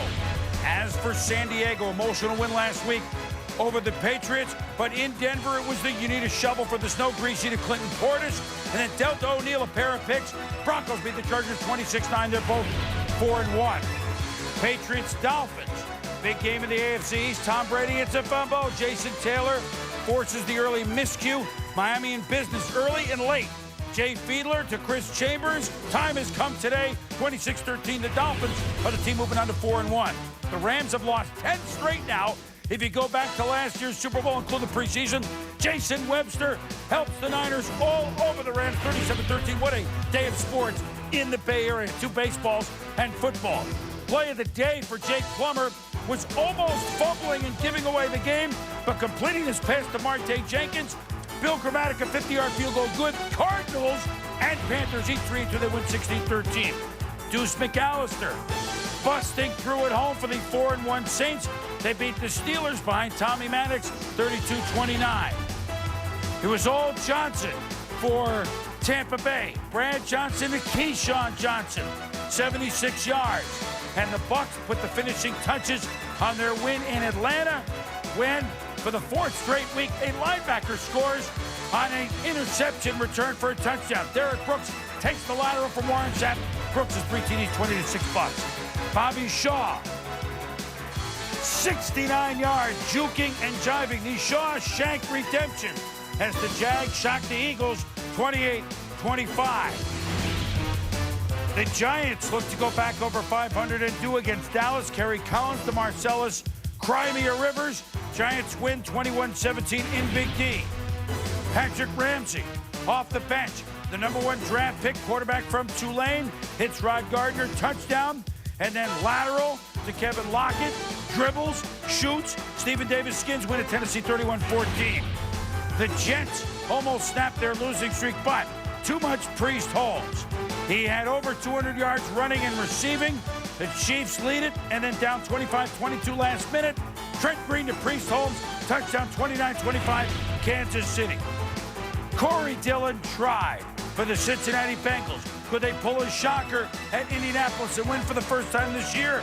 The answer was no, because Edgerrin James' touchdown made the Bengals 0-5, 28-21, Indy. This halftime show is presented by Kia Motors, makers of a full line of quality cars backed by a 10-year warranty program. When we return, big sticks today and big sticks on the diamond. The Twins trying to take care of the A's on the West Coast of the Giants-Braves update.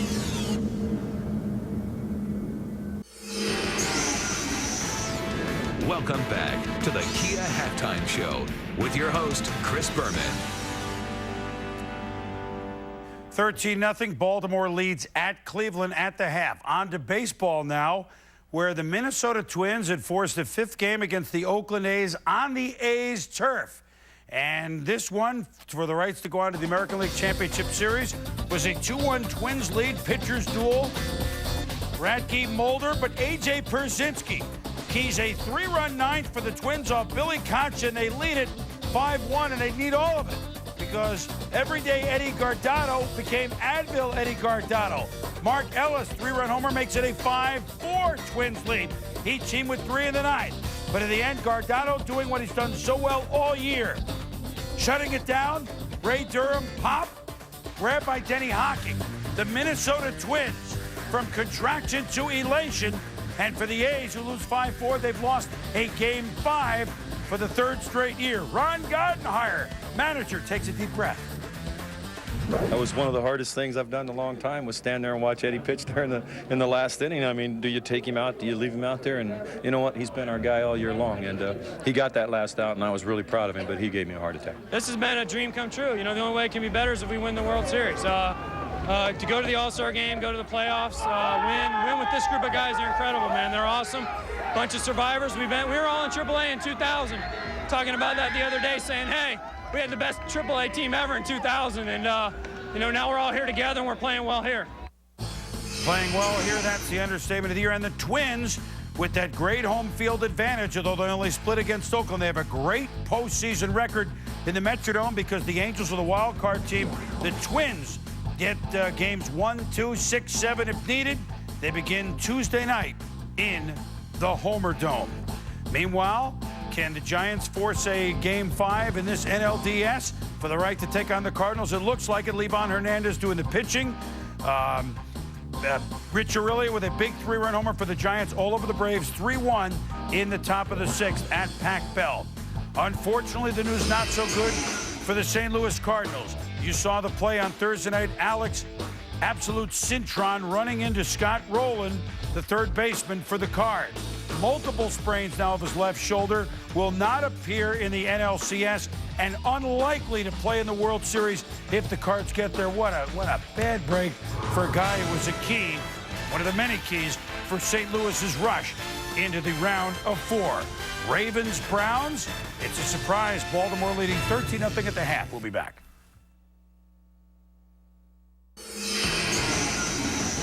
This halftime show is presented by Kia Motors,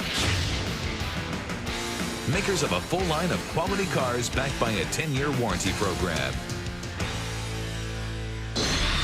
Our big stick, since we have Baltimore tonight, we honor a prototypical defensive end ahead of his time, the Hall of Famer number 89, Gino Marchetti. A safety on this play. He was a menace to all opposing quarterbacks as Marchetti, one of so many Hall of Famers on those great Colt championship teams from the 50s. It included the late Johnny Unitas. And big sticks today, this is the rookie Roy Williams of Dallas.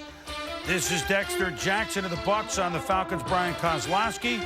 This is Zach Bronson, and then came Bronson against the Rams. And this is Gerard Cooper of Carolina against the Arizona Cardinals. Some of our big sticks from Week 5 in the NFL. Some defense from Ray Lewis and the Ravens doing it again. The second time this week, leading 13-0 at the half.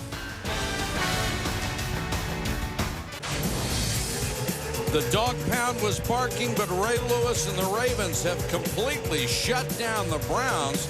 And Chris Redman and Brandon Stokely hooked up on a big touchdown pass play.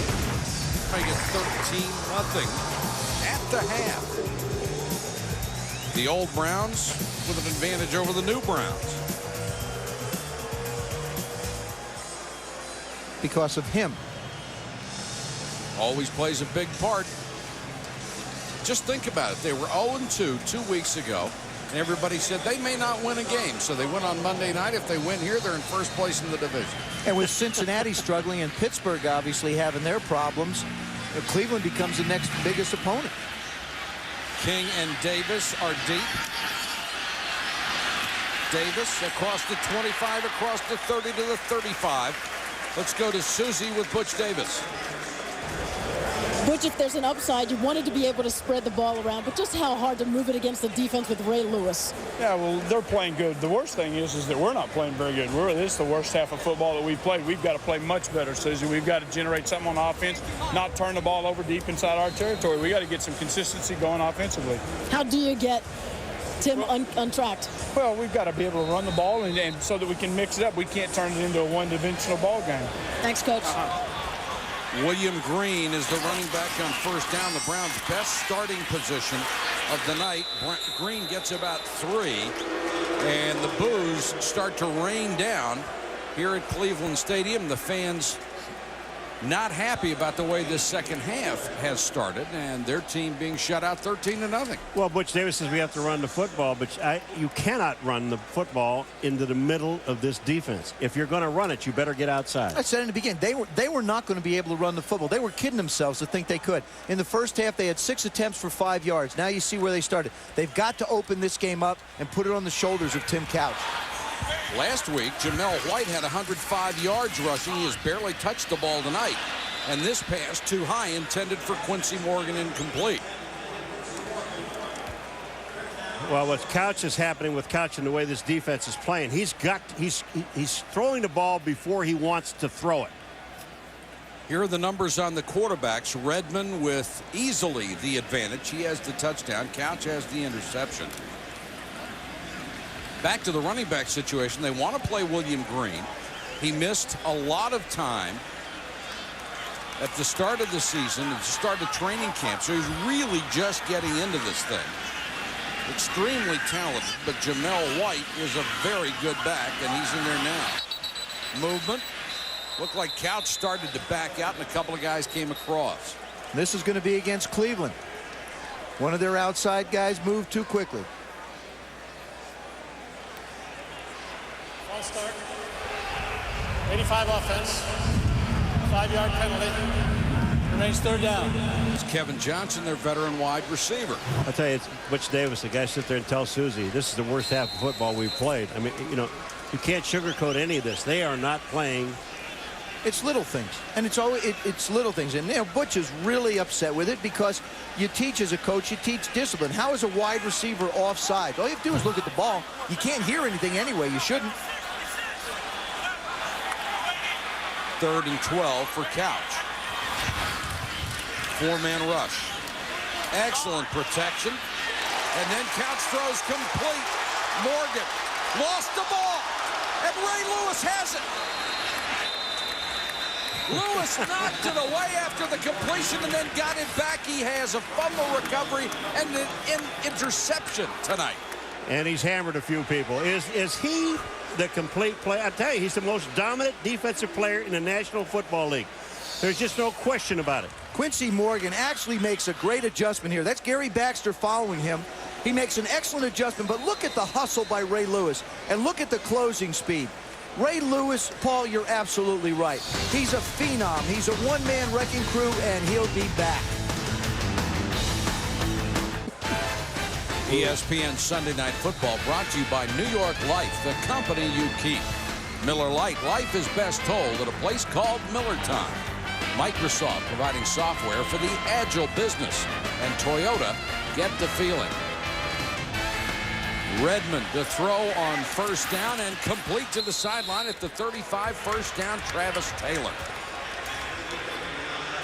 I'll tell you, the guy that made this play work was Todd Heap. He took 2 guys, they were covering him, and everybody forgot about Travis Taylor. And they only had 1 man covering Travis. That was Earl Little.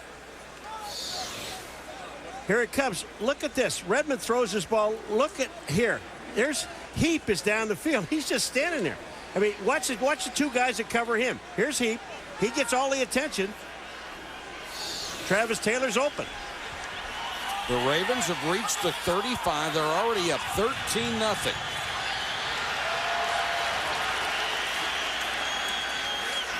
Redmond to Heap, dropped it. That time he turned his head a little too quick. I want to take you back to how the Ravens wound up getting the football. Ray Lewis is, as we've talked about, all over the field. But you have to look at the pursuit. That's Ray Lewis right there. He's going to run out here. He's going to come out. He's going to see the guy make the catch. And he's going to turn around and run back there and chase Quincy Morgan and wind up making the play. Keep an eye on number 52. Now he's out covering the back in the flat. Now he sees the play made by the receiver. And look at him take the pursuit angle and make the play. Knock the ball away and then recover it. Quincy Morgan was a track star. So was Ray. Redmond with a pump fake and going deep for Stokely. Caught it. Touchdown. What a catch. He went right by Anthony Henry. And what a throw by Chris Redmond. I love to see a quarterback put some air under the ball. Everybody talks about Chris Redmond doesn't have that strong an arm. Well, there are throws that he can't make. He can't throw the really quick 3-yard out. But look at this ball. Again, great arc. And he allows Brandon Stokely to make a play on it. See the ball coming in? Look at this catch. I'll tell you, that is just total concentration by Stokely. Man. Stokely with 3 catches, 71 yards, 2 touchdowns. That one for 35 yards. And all of a sudden, it is 20-0. And they are unhappy in Cleveland.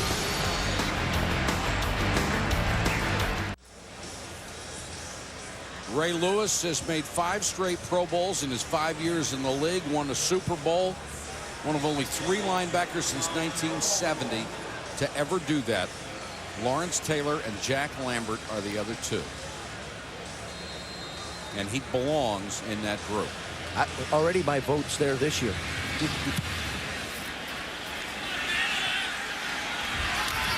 Davis from the 5. Knocked down by his own man at the 22.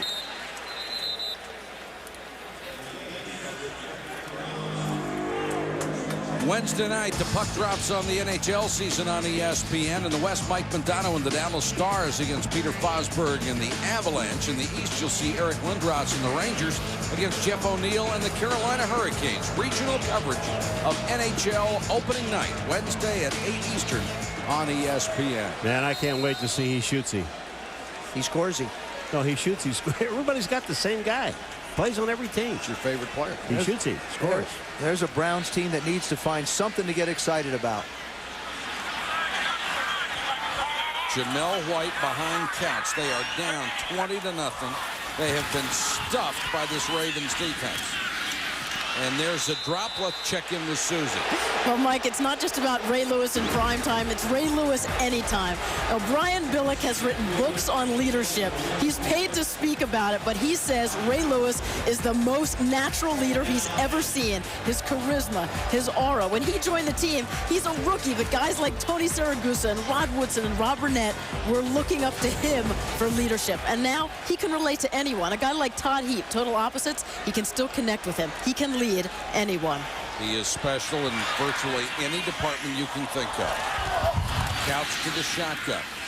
Good protection. Now it breaks down. Out in the flat to White. White makes a couple of guys miss. White had the big game a week ago. And he is one of those guys like Priest Holmes. He may not get the chance to play here because William Green was a first-round draft choice. But somebody is going to see this guy and pick him up, and he's going to get a chance to play in this one. Well, that somebody ought to be the Browns. And, you know, really, Mike, it wasn't just the fact that he's a football player, but he had a chance to be a heck of a, well, he had a chance to be a baseball player, not a heck of one.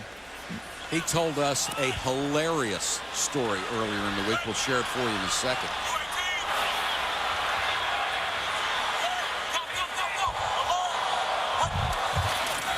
Couch on 1st and 10. And White gets up to the 37.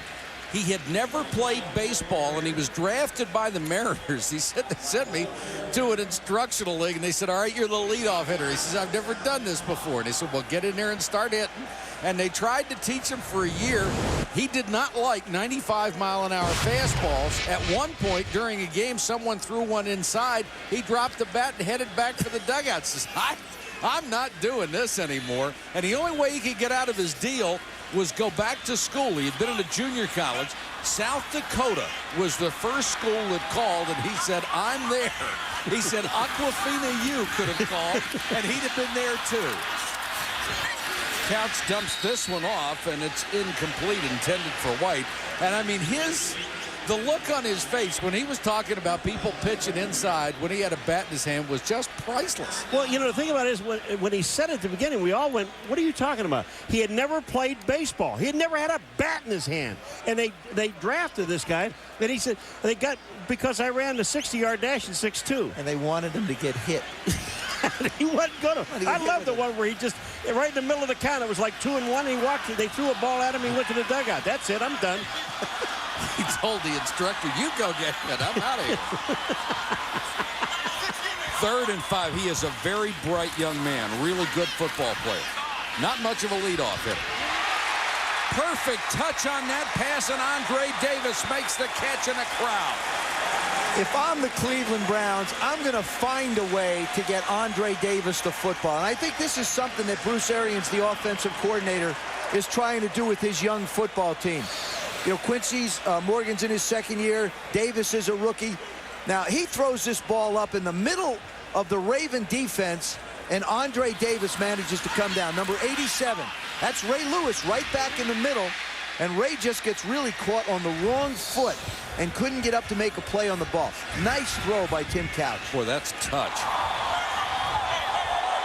Green back in there, running back. Couch fakes it to him. All day to throw. Throws short, and McAllister with the interception. An awful throw by Tim Couch. You know, the worst part about the throw, he's throwing the ball to William Green, who was out of bounds. He can't catch the ball anyway. You cannot be the first guy to come back in and touch the football. So William Green is out of bounds. They threw the ball to him. He couldn't catch it anyhow. Another turnover for the Cleveland Browns.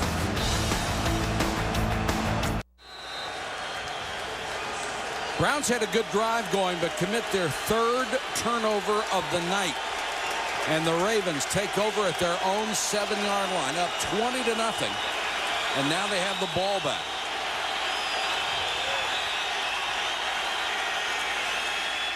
And Redmond wants to throw. Forced out of the pocket. Got back to the line of scrimmage, pushed out by Holmes. The offense has been steady for the Ravens, but their defensive stars have showed up. Right there's Chris McAllister. You're going to watch him just sort of fade back and keep an eye on Tim Couch. All he's going to do is play the outside. He sees William Green, starts to shadow him coming down. Now Tim Couch is terribly late with this throw. Chris McAllister goes up, takes it at its highest point. The guys that they've expected to step up for that defense, which is Young, McAllister, Lewis, they're making the plays. Boulware. Boy, McAllister's some corner, isn't he? Draw play, Lewis. Runs into traffic, can't get past the 10. I just like talking to Chris McAllister. We say, you know, you're going to be covering Johnson, right? Their best receiver.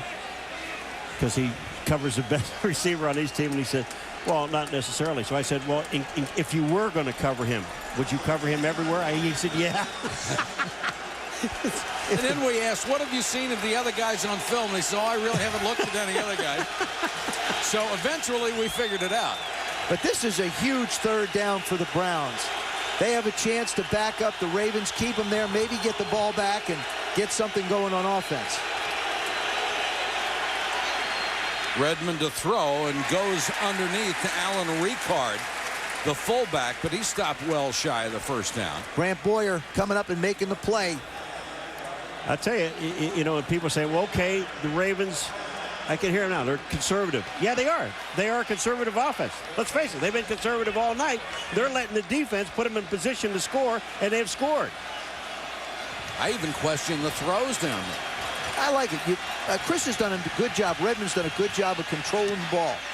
Zastadil. Wow. Bombed that one. Oh! And speaking of bombed, James Trapp got downfield to lay a lick on special teams. Loss of 2 after a punt of 55. Northcutt is leveled.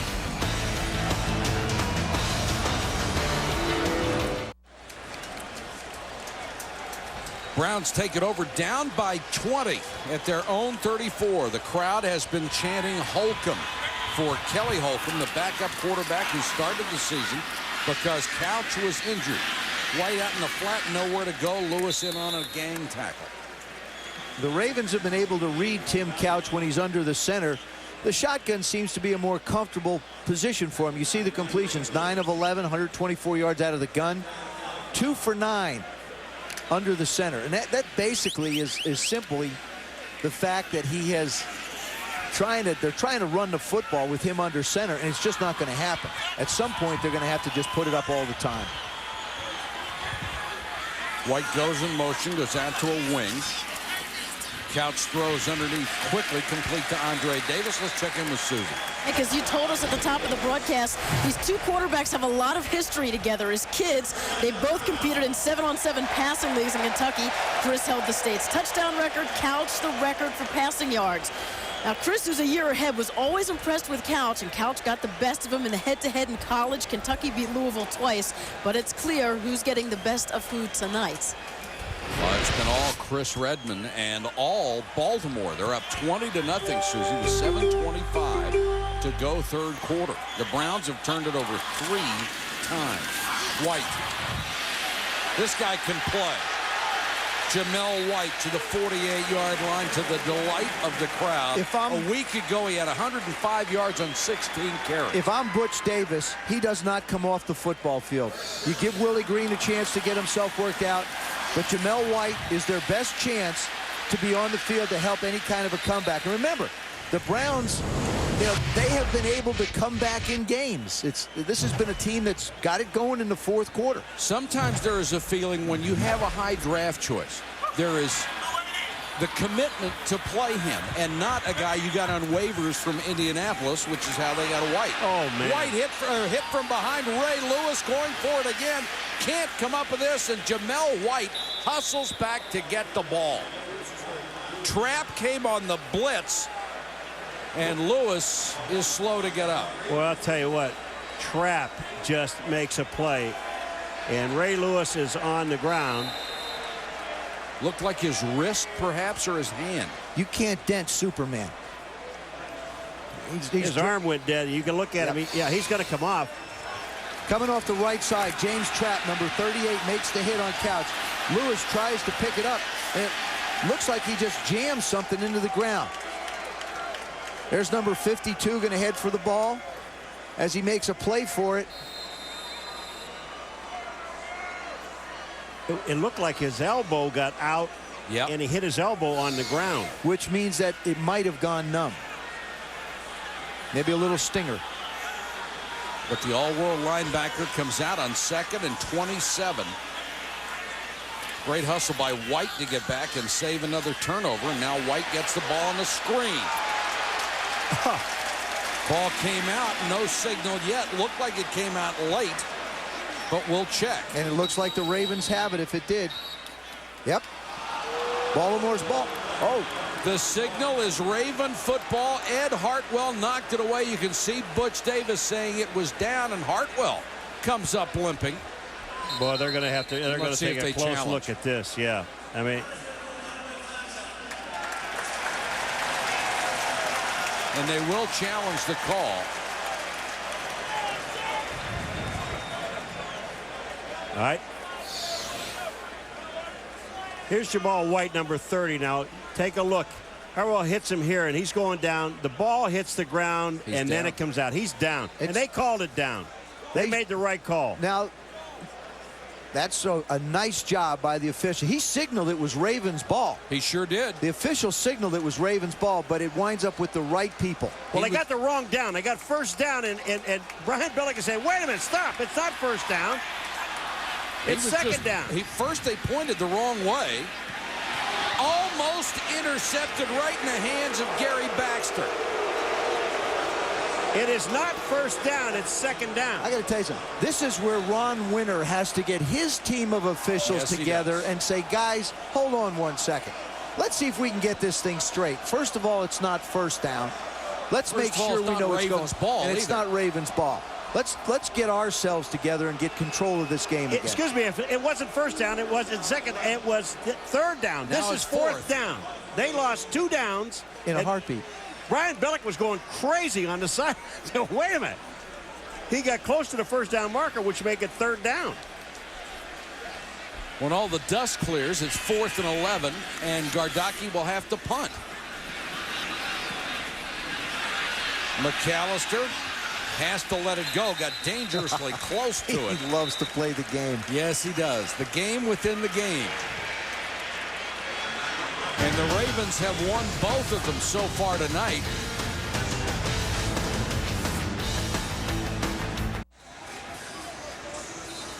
Ravens on top. It's 20-0 here in Cleveland with 5:23 to go third quarter. Baltimore just got the ball back. They'll start deep in their own territory again. Lewis a yard deep in his end zone. Jamal Lewis across the 20s in a foot race. Midfield. 30. Still on his feet. Touchdown. No, they're going to wave it back saying he's out at the 18.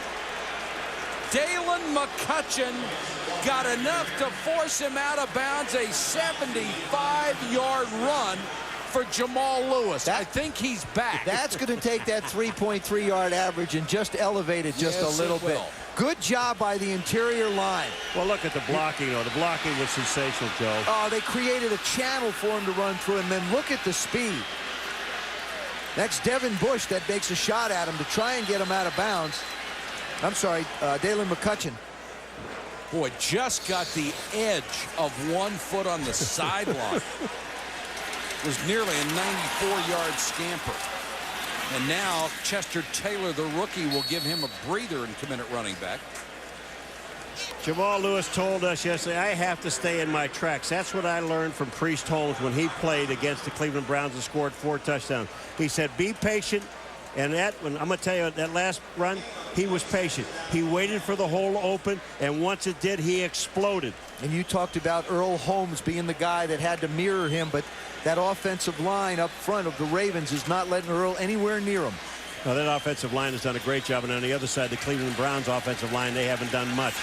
There was a gash in the middle of the defense that time. Lewis is back in. They go end around to Stokely. Stokely dives out of bounds at the 10, cut down by McCutcheon.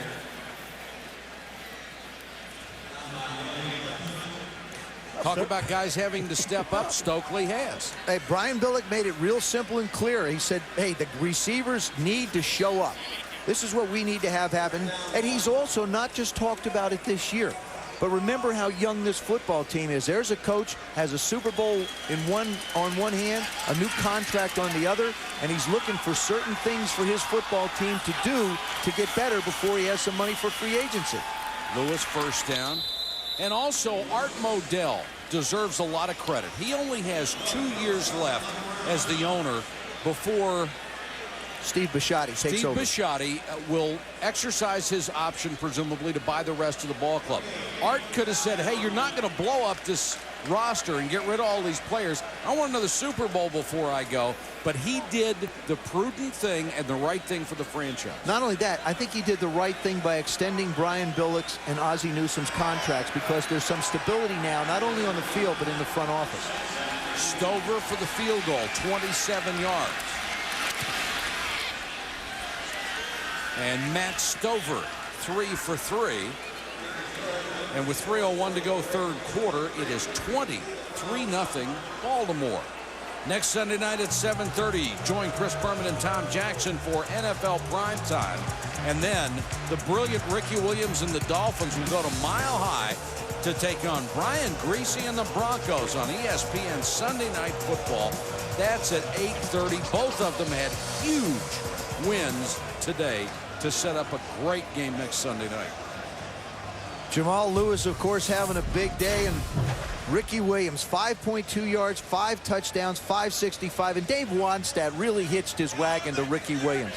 He said, this is what this, well, a lot of coaches out there, you know, Brian Billick, for example, he's looking at a young team building towards a championship again, he hopes. In the case of the Miami Dolphins, what do? I think the first important thing they did, they got Norv Turner. Now, I think he's one of the best offensive coordinators in football. Norv comes in, gives Jay Fiedler some stability, and you add Ricky Williams to the mix, because you know Norv loves to run the football and set up things off of that. Then you get a Randy McMichaels, a young rookie tight end, and now you've got the makings of a very explosive offense. And Ricky lost weight, and he just looks sensational.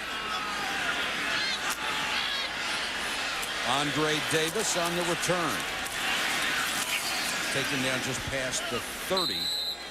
Bart Scott, the linebacker, with the tackle. Let's check in with Susie. Mike, let's put in perspective the performance of this Ravens defense tonight. 13 of 22 starters from the Super Bowl gone. And talk about being hit by the salary cap. That record-setting D dismantled. The big bodies up front, like Adams and Saragusa in the middle. Dwayne Starks at cornerback. The linebacking core that had grown up together. Harris and Woodson, now 2 rookies in place of them. Equal impact, defensive coordinator Marvin Lewis and linebacker coach Jack Del Rio, who now is leading the Carolina Panthers' #1 defense in the NFL. They lost so much, and yet they are still playing so brilliantly. Northcutt beats Baxter, and Couch put it right on the money. 43 yards. Well, that's the second time they booed Couch as he came on the field. He did it the last time they got the ball. They booed him here, and he just silenced all these people. I think it's unfair. I think Tim Couch, after the interception, he has played very solid. They've had a couple of fumbles. They've had a couple of penalties. Here's an excellently thrown ball. Gary Baxter trying to keep up with Dennis Northcutt and can't do it. Northcutt has really come on. Browns need at least 3 scores to get back in this ball game and win it. White burrows his way inside the 20. You know, I would say against any other team, you have plenty of time. And, you know, there's still 17 minutes left to play in this ball game. But you're talking about the Ravens defense. Not only that, you're talking about a Ravens offense that proves it can run the football, and that's going to burn time off the clock. Guess who's back? Good luck keeping him out. White again into the teeth of that defense. They need to reach the 16 for the first down. Crowd doesn't like the play call either as Shannon Taylor makes the stop as they watch that clock wind down. You know, we talk so much about Ray Lewis because he is a great player. There's no question about it. But sometimes I look at him when the offense has the ball, Joe, it's like I would like to play a little offense, I think. I think Butch Davis looks at him, too, and said, boy, I'd like something like that.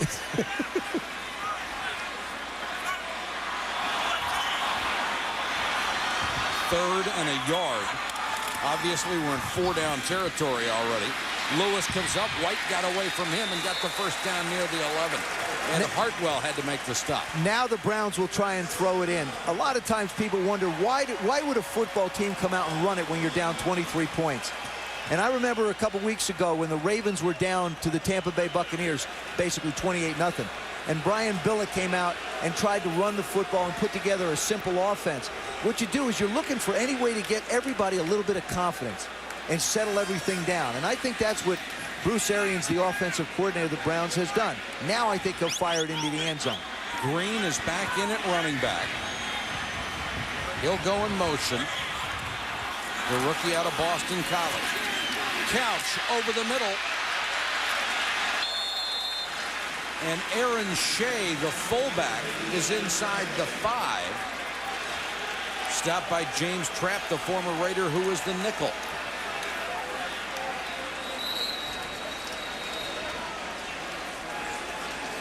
If you are a Ravens fan, this is good news. Baltimore has won 21 straight, leading into the fourth quarter. Ravens hand the lead 23-0. The Browns driving, trying to get back into it. They have reached the Baltimore 2-yard line. Conceivably, 3 touchdowns and 3 two-point conversions, and you win 24-23. I'll tell you, he's hurting, boy. When he's on the sidelines, he's got a hold of his wrist. Looked like he jammed it a couple of series ago. White is back in. He is the single setback. 1 wide out. It goes in motion. White hitting the backfield. May have lost a yard. Kelly Gregg, the former national championship high school wrestler and now the nose tackle, made that stop. Well, you know, you question some calls sometimes. There's Ray Lewis on the sideline, and they're going to be looking at him. And he falls, and it is his left wrist. Now, when he goes down, it looks like his shoulder just gets really awkward. And then he winds up grabbing it right away. 3rd and 1. They can get a first down. Couch to throw. Over the middle, it's the tight end, Matt Campbell, his first catch of the night, and it's a touchdown. Tim Couch did a real nice job on that drive. Real nice. Good big throw. Got the big play in it. They ran the ball effectively. Nice play action pass. Campbell, number 83, comes from the left side. Moves through the formation. Making the play. You know, you hate to say it, but I just think if Ray Lewis was in the middle of that defense, I'm not sure whether Matt Campbell would have been that open. Right now he is on the bench being tended to, and the Browns come out to go for 2.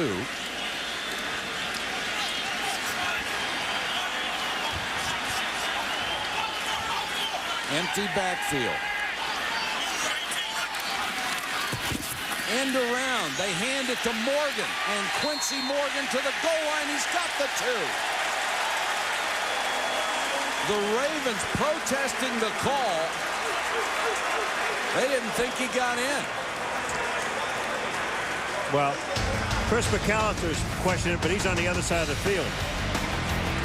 23-8. ESPN Sunday Night Football brought to you by GM Goodwrench Service Plus, your automotive service experts.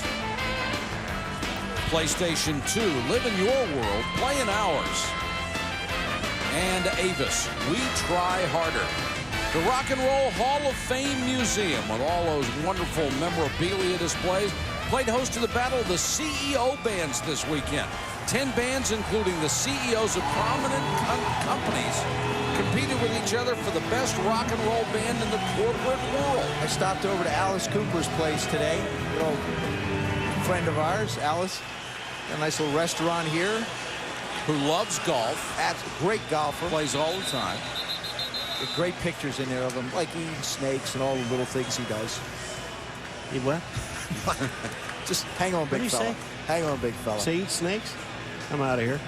Ray Lewis with a jammed shoulder. And that may have been one reason they were working on his wrist, because sometimes you'll lose the feeling in your hand and your forearm. They say he will not return unless he is needed. One more touchdown, he may be needed. I wouldn't go away with these Browns. They've been managing to come back quite a bit this year. They'll kick it away to Robert Tate, a yard deep in the end zone, and he'll keep it there. The Ravens were very careful about an onside kick. Wednesday night, the puck drops on the NHL season on ESPN. In the West, the Dallas Stars against the Avalanche. And then in the East, you'll see Lindros and the Rangers against the Carolina Hurricanes. Regional coverage of NHL opening night Wednesday night at 8 on ESPN. Avalanche. Patrick Waugh is the National Hockey League's all-time winningest goalie. You don't even know what you're talking about. I do. Hey, Buffalo Sabres, we got hockey. You've never been to a hockey game. At least he got Waugh right. Yeah. Crowd is back in it. And a pass behind Stokely, and excellent coverage by Earl Little. Todd Heap trying to make a play on that ball, and it just sort of winged away from Chris Redmond. I'm not sure if it didn't get tipped at the line of scrimmage.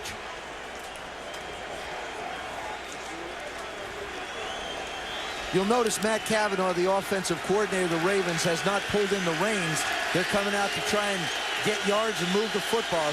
He said, I'm not going to be foolish. If I can't run it, I will put it up in the air. 3 wide receivers. Jamal Lewis, gaping hole off the left side. 35, 40, 45-yard line. I'll tell you, that's all you have to do is give him a big dose of Jamal Lewis and Todd Heap. Well, they've already had a big dose of Jamal Lewis. 152 yards on 18 carries. That one went for 26. Long runs are created because wide receivers work hard down the field. Watch Brandon Stokely, number 80. See him fronting Dalen McCutcheon. Just all he needs to do is get himself in front. You don't have to knock the guy on the ground. Nope, just create a little bit of a shield. Chester Taylor comes in at running back, and he'll get the call. Taylor for 5 to midfield. I'll tell you what, though, when you really look at it, you look at the Cleveland Browns front 4 on defense, and what's happening to them is this big offensive line of the Ravens have worn them down. They're worn out. I mean, you got all these big guys coming at you, and they're wearing them down. This offensive line of the Ravens has done a great job. They've done a great job all night long. Well, you expect it from Ogden, who is a 5-time Pro Bowler. Mulatalo is a very good guard, but on the right side, Benny Anderson came out of the XFL, and Ethan Brooks is a free agent who's making only the second start of his career. Jonathan Ogden, you know, this guy, just take a look at him. Now he's on Brown. And just, you know, all right, the plays to the other side. Jonathan Ogden, hands up, big man, okay? You're not going anywhere. Jonathan, watch his feet. Look at Ogden's feet. He gets himself in a football position. How are you going to get around that? Take a cab. It's a $20 ride. Take a cab. 3rd and 6.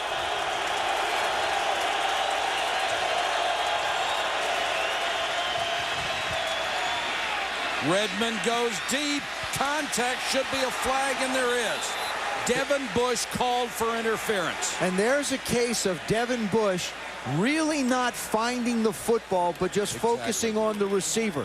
I don't believe Brandon Stokely would have been able to make a play, but Devin Bush took an angle that intersected before the ball ever got there. Bush, he's not even looking at the ball. All he's doing is looking at Stokely he wouldn't have been able to make a play on it.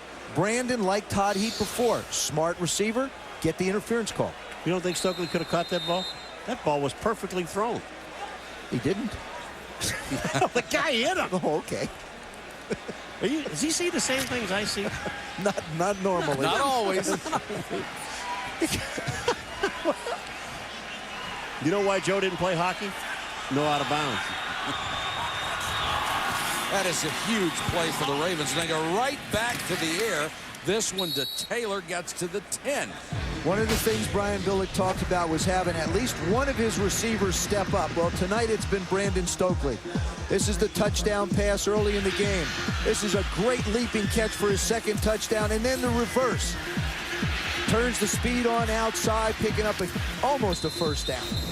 4th round draft choice in '99 out of Southwest Louisiana. Excellent route runner. Really has come along. Chris Redman's been there 3 years. Stokely's been there 4. You sense a communication now between receiver and quarterback.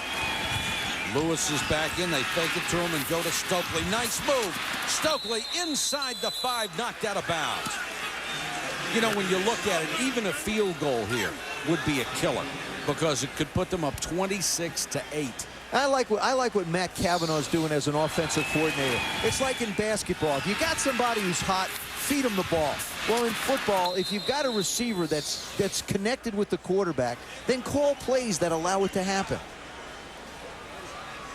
It will be a 1st and goal inside the 3. The thing about Chris Redman tonight, he has done everything they've asked him to do. You know, they didn't make it difficult. They didn't have him win the ball game. Jamal Lewis. Paul, another thing on that is as the game has gone on, you see Chris Redman just getting more instinctive with his throws, setting, firing the ball. And a lot of his target has been to Brandon Stokely. And Brandon, his biggest problem was he hasn't been able to stay healthy. Now, he could be a guy like a Troy Brown or like a Derek Mason, guys that sort of spent their first couple years in the shadows of other people. When other people left, all of a sudden they stepped up. He could be that guy. Here's a girl with a headache. Not as big as Butch Davis's. And she has 76,000 friends in the stands right now. Lewis hit in the backfield. Fumble. Lost the ball. And the Browns come out with it. Pushing and shoving all over the place. Earl Holmes claimed the football. It's Cleveland's ball, believe that. Holmes was obviously down when he recovered.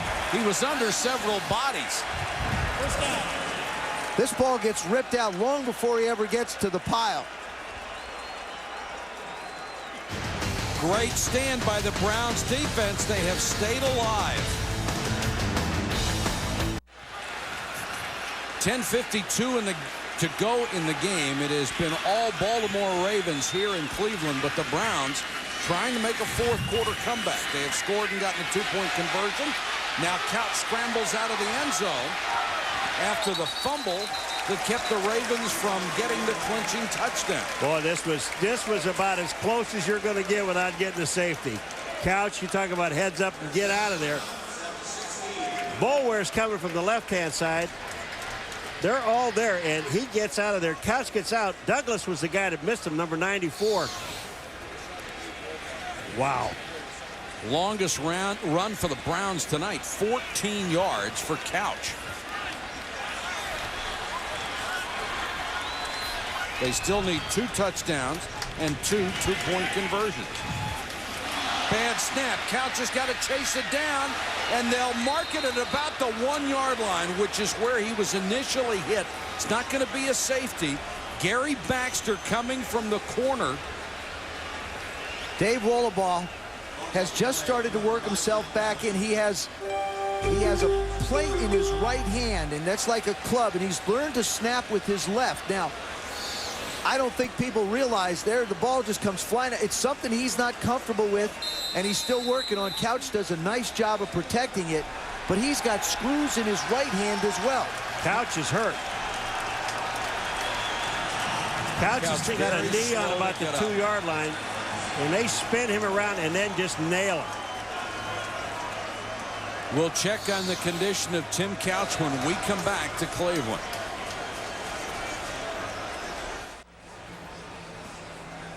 Ravens lead at 23-8. Tim Couch very slow to get to his feet. They have taken him out of the ball game.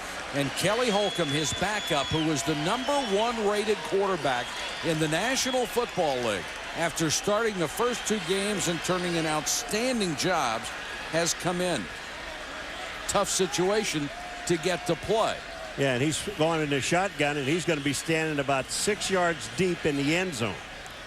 Holcomb hitting 64%. Not as a team timeout. Hitting 64% of his passes. He's thrown 5 touchdowns, no interceptions. Couch was starting to warm up 9 out of 14 in the second half, more than double the yardage, and his only touchdown pass. He may have had his bell rung. Well, 3 guys hit him. Kelly Holcomb did exactly what Butch Davis wanted him to do the first couple weeks while Couch's arm was getting better. And the guys trust him. I mean, he's been around Bruce Arians, had him for 5 years when he was in Indianapolis with him, and said he'd give up a #1 choice if he was available someplace else. Thinks he's that good. Ravens jumped early. Holcomb intercepted by McAllister. McAllister to the 10, 5. Doesn't make any difference. But if the Ravens were offside, it wipes out the interception. They were.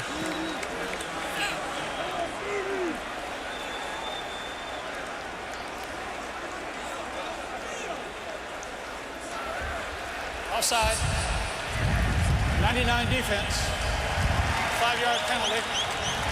Repeat second down. The veteran Michael McCrary, and he's saying, who, me? Yeah, you. There's Michael McCrary. He's offside. They were also offside on the top side. I think that's Boulware. He was offside. Trying to get that jump. And the preliminary report on Tim Couch is a concussion, as he was sandwiched in the end zone. Holcomb throws underneath to Kevin Johnson. Nice move to get free. Johnson out to the 20. And you saw the earlier shot of Ray Lewis. He is on the sideline with a sprained shoulder. I'm telling you, don't go away. This is not over yet. Ray Lewis is out of the game. Tim Couch, although he was heating up, was coming along, and Kelly Holcomb can run this offense just as well. So there isn't a drop-off from the quarterback position. Incomplete. And a flag goes down. Alvin Porter knocked it away. This may be roughing the passer.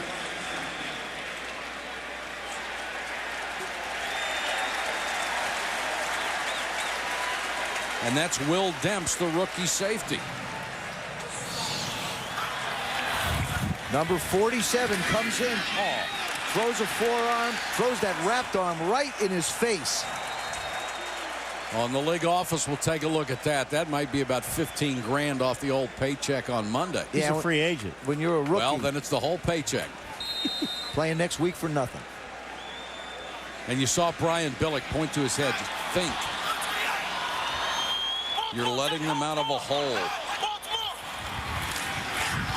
Holcomb hanging in a pocket. That's almost intercepted. Off the hands of Adalius Thomas, who dropped back and got the hands on it.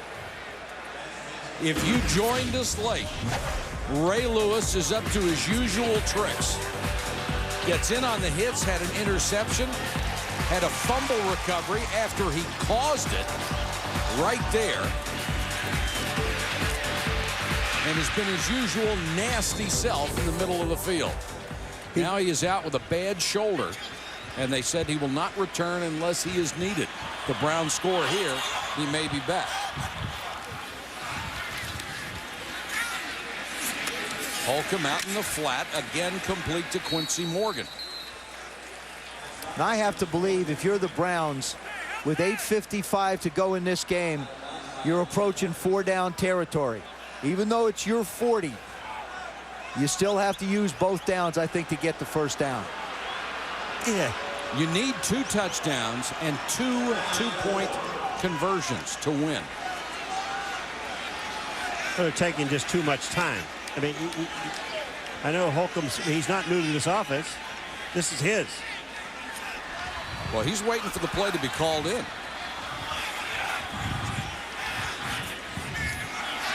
Ravens show blitz. And James Trapp came across the line of scrimmage and hit one of the wide receivers in the mouth before the ball was snapped. That was Davis standing out there. Encroachment of the 38 defense. 5-yard penalty. What is James Trapp First down. Doesn't this remind you a little bit of the Ravens-Denver game Monday night? Yes, it does. When Denver imploded. Denver committed a whole lot of very strange penalties for them. They're a much more disciplined defense, and now we're seeing the same thing out of the Ravens. Holcomb throws a strike to Northcutt, and he's taken out of bounds the 38-yard line. Contact after the play, no flag. Baxter took him out, and Kelly Holcomb trying to add to his legend around here.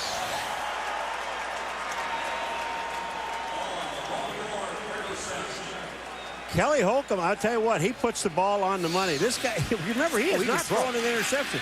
There's only, I don't know if Michael Vick threw one today or not, but those are the only 2 guys that didn't have an interception going into this weekend. Holcomb right down the middle, a perfect strike this time to Northcutt, and Northcutt touchdown. 37 Holcomb's yards. pass is complete to Dennis Northcutt. Touchdown, Browns.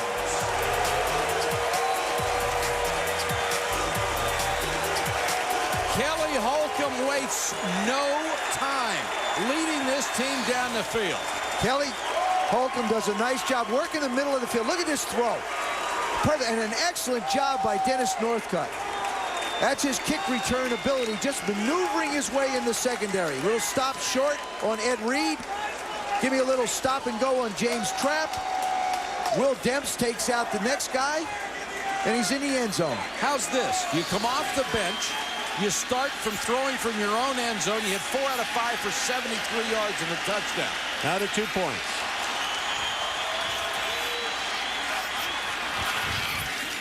Holcomb with the fade, catch in the corner, and a flag. They may call this offensive pass interference. They will on Quincy Morgan.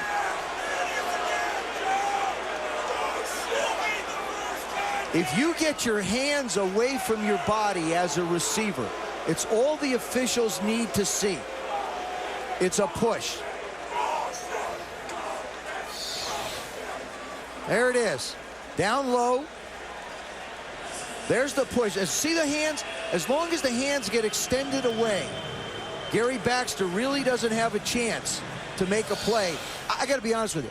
I think it's a nitpicky call because there's always contact between defensive backs and receivers down there, and it's nitpicking. Not when you push a guy off, though, Joe, and get the advantage. He pushed Baxter on the ground. And now they will go for 1, which would make it an 8-point game. And they would need a touchdown and a 2-point conversion to tie. And they placed the onus back on Baltimore's offense to try and get a few first downs. Gardocki for a long point after, puts it through, and the Browns making a fourth-quarter comeback as Holcomb comes in and leads a drive for the touchdown. Kelly Holcomb adds to his league-leading quarterback rating with a 98-yard drive. The touchdown to Northcutt. And the Browns have pulled to within 8 at home. And this crowd, which had been so surly, is now back in it. And they were down to Tennessee by 14 with a little over 3 minutes to go and came back and won that one in overtime. Robert Tate is deep as the ball falls off the tee. And Dawson will reset it. Holcomb took over when it was 2nd and 24 at his own 2. I'll tell you, Kelly Holcomb's got a good arm, but he's got a bad barber. Terrible haircut. Butch Davis is really reaching a point where he's going to have to make some pretty tough decisions on his quarterback situation.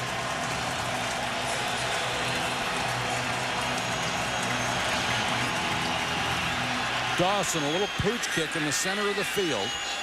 Tate on the bounce at the 15.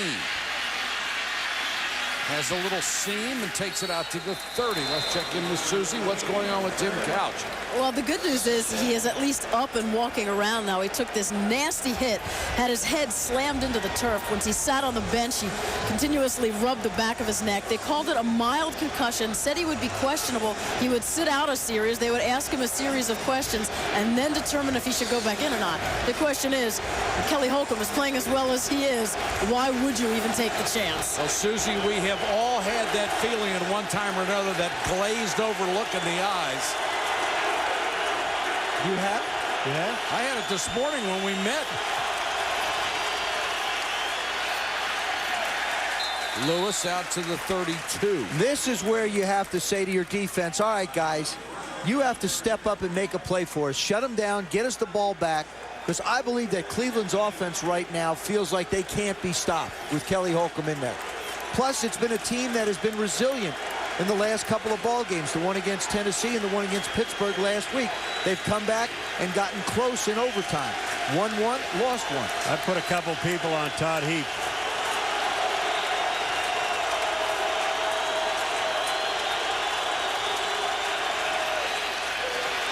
Lewis hurdles one man, hit right in the mouth, and lunges up to the 37. They'll be about 3 yards shy of a first down. Orpheus Roy, who had 11 tackles a week ago, number 99, made the big hit there. Boy, I tell you what, though, he comes out. Jamal Lewis just shows you how tough he is, and he's got Jonathan Ogden. Look at 75. If all he has to do is if he can get to Jonathan Ogden was out a little bit too far in front of him. We talked about Ray Lewis running and pursuing to the ball. Orpheus Roy is a defensive tackle, and that was out on the perimeter, him hustling to make a play. 76,000, stand as one on 3rd and 3. Redmond with a lot of time, too high, incomplete. Had Ron Johnson wide open and he missed him.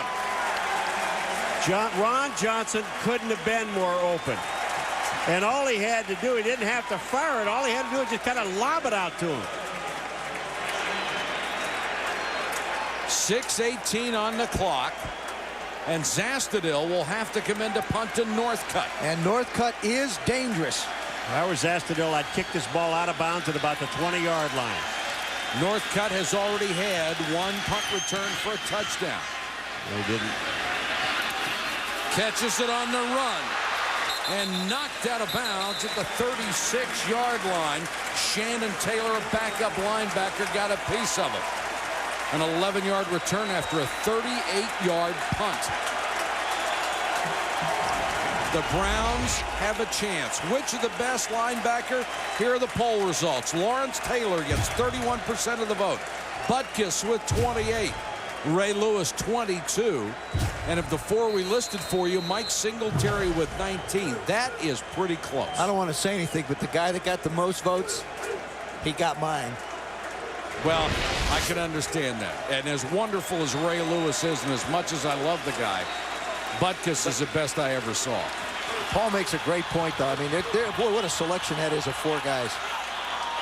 Yeah, but there's about 8 of them we forgot. We Yes, didn't forget. We just couldn't put in. Kelly Holcomb back to work, tipped up in the air and intercepted. His first pick of the year, grabbed on the tip. Baxter knocked the ball up in the air, and the interception for the Ravens by Peter Boulware. It almost looked like the same route that Ray Lewis wound up picking his first one off in the first half. You know what's amazing about this Baltimore team is you watch their defense, and that's what they're supposed to do. Watch the guys that go for the ball. First of all, Baxter is the guy that knocks the ball up in the air. But Peter Boulware is the defensive end slash linebacker and gets back into coverage. He's the guy that gets the interception. 2-time Pro Bowler who is known as a pass-rushing demon. That time back in coverage and got the tip drill. And there's the injured Ray Lewis congratulating him. Now back to the ground, Jamal Lewis. They need about 5 yards to get within decent field goal range. Earlier in the ball game, they passed on 2 50-yarders, and there's enough wind down there, so it would probably be tough to kick it that far. You know, but you're in a position right now where if they have to kick a field goal from this distance, you would take the chance. Well, because if they do make it, it puts the game out of reach. I think it's too far. I think you're too far out. You give them the ball with too short a field to go. 2nd and 10, Lewis, the deep man in the eye. And he'll get the carry. Cleveland's defense coming up bigger and bigger here in the second half. Courtney Brown on the stop. I want to go back to the interception for a second.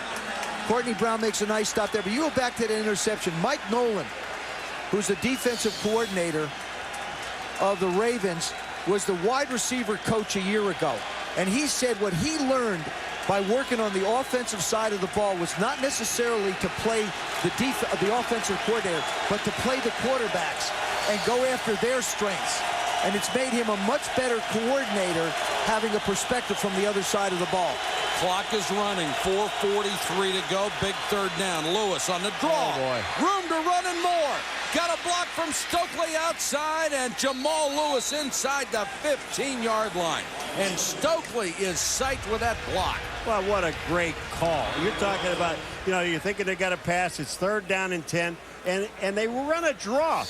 And watch this run.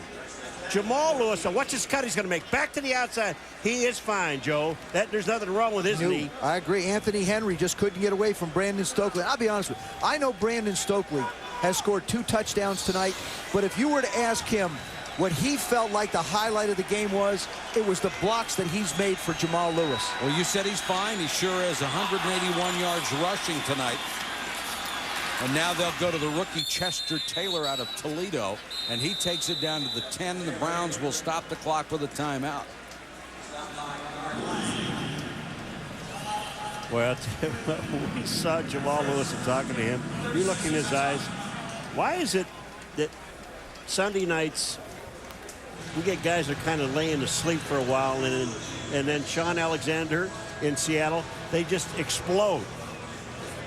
Yeah, we've been a pretty good showcase for guys. The Oakland Raiders, Rich Gannon, 60 balls. That was, you know, unbelievable. Sean Alexander last week in Seattle. Now Jamal Lewis. Of course, next week. We've got Ricky Williams. Ricky's got to be sitting there saying, geez, this is great. Look what these guys are doing running the football. He might have 200. And, of course, the Broncos defense is saying, not quite. How about yet. 20? Not quite yet. That's right. Next week, you're talking about 2 solid football teams.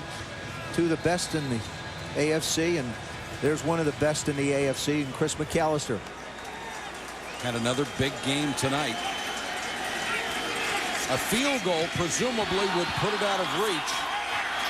And the Ravens are going to be very careful with the ball. Lewis back in. He fumbled once in this game. Takes it down near the 5. They need to reach the 4 for a first down. And he has just matched a career high 187 yards rushing for Jamal Lewis on 26 carries. He will be the first guy in the whirlpool. He hurt his hand. You know, he went out earlier in the first half with, you know, limping a little bit with his ankle. 26 carries is a lot of carries.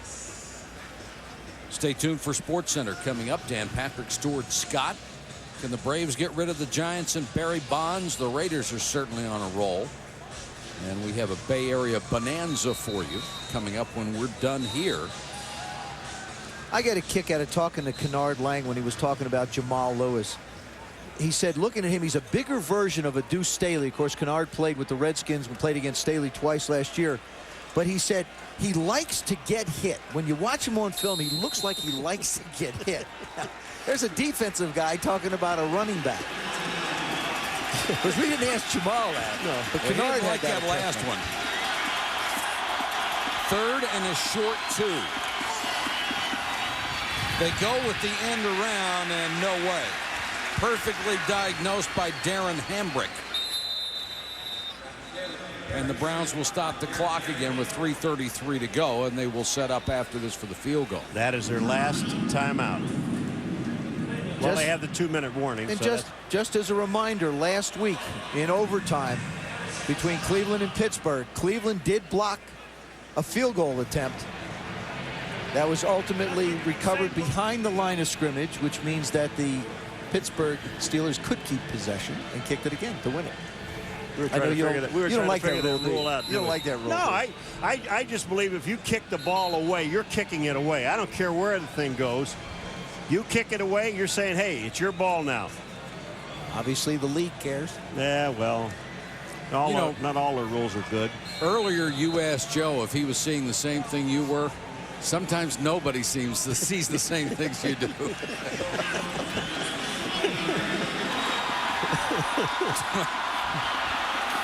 Matt Stover. Fourth field goal of the night, but markers are down.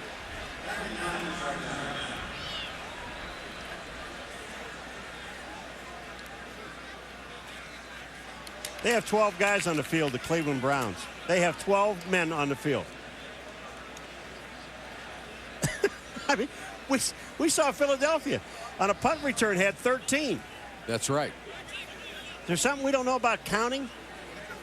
Now, what Brian Billick wants to know is what the penalty. Well, that's what he wants to check and see what the penalty is. On the defense, the penalties decline. Field goal is good. It would not have given him a first down. It would have been fourth down again, so there's no reason to take the points off the board. While we have a chance, let's check in with Chris Berman. Hi, Michael. Thank you. The Cowboys lost to the Giants, but is this not vintage Emmitt Smith or what? His first TD of the year, his 149th career rushing touchdown. Emmitt looked good, but the Giants were better, 21-17. All right, Boomer, thank you. And he is closing in on the record slowly but surely. And we have had a great performance by Jamal Lewis tonight. If you want to take a look at good young running backs, Lewis is certainly in that category. The best backs today, Corey Dillon had a huge game. Priest Holmes, that's a weekly occurrence for Priest Holmes, but Jamal Lewis has beaten all of them. One-man wrecking crew. Priest Holmes had over 200 yards in total offense. 230 something. Yeah. I mean, that's incredible. Emmitt just needs 234 yards to surpass Walter Payton. And the Cowboys are playing darn good football, too. I mean, it isn't just that. Yeah. People expect. Yep. Quincy Carter growing into the role of leader and quarterback of that football team. The lead is now 11. Couch out with what has been diagnosed as a concussion. Ray Lewis with a bad shoulder. Jamal Lewis limped off earlier, and they're working on him. But the Browns need 2 scores in 3 minutes and 30 seconds. Andre Davis on the return. Monday Night Countdown at 7:30 on ESPN. It's the best place to get ready for Monday Night Football. And then on ABC at 9, it is the Monday Night Game as Brett Favre and the Packers battle Brian Urlacher and the Bears. And if Brett Favre, he's still the best. Yeah, he is. And 2 nights in a row, folks, you're going to see 2 of the better middle linebackers in all of the games. Yes, sir. We talked about, the great linebackers. Of course, Sam Huff was one, along with, I think, that was really not on the list. And Nitschke was not on there.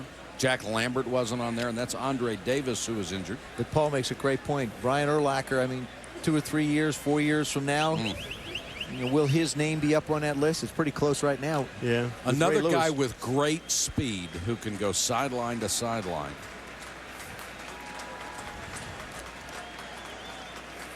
.324 to go.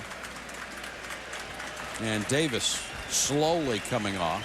The crowd has really thinned out here. It looks like only about half of the 76,000 are still left. So no.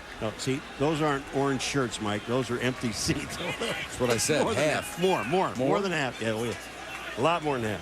This is for first place in the division. Baltimore would go to 2-2. They would have the lead. The Browns would fall to 2-3.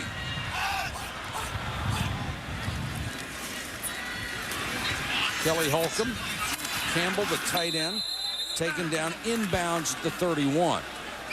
And Campbell comes up gimping.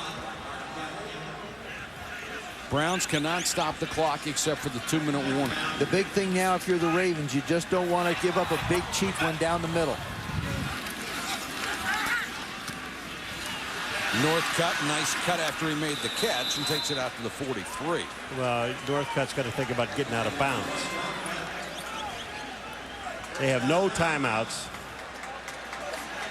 2:40 left. Holcomb. Now he crosses the line of scrimmage and slides in near midfield. Holcomb started the first two, went 1-1 while Couch was recovering from his arm injury.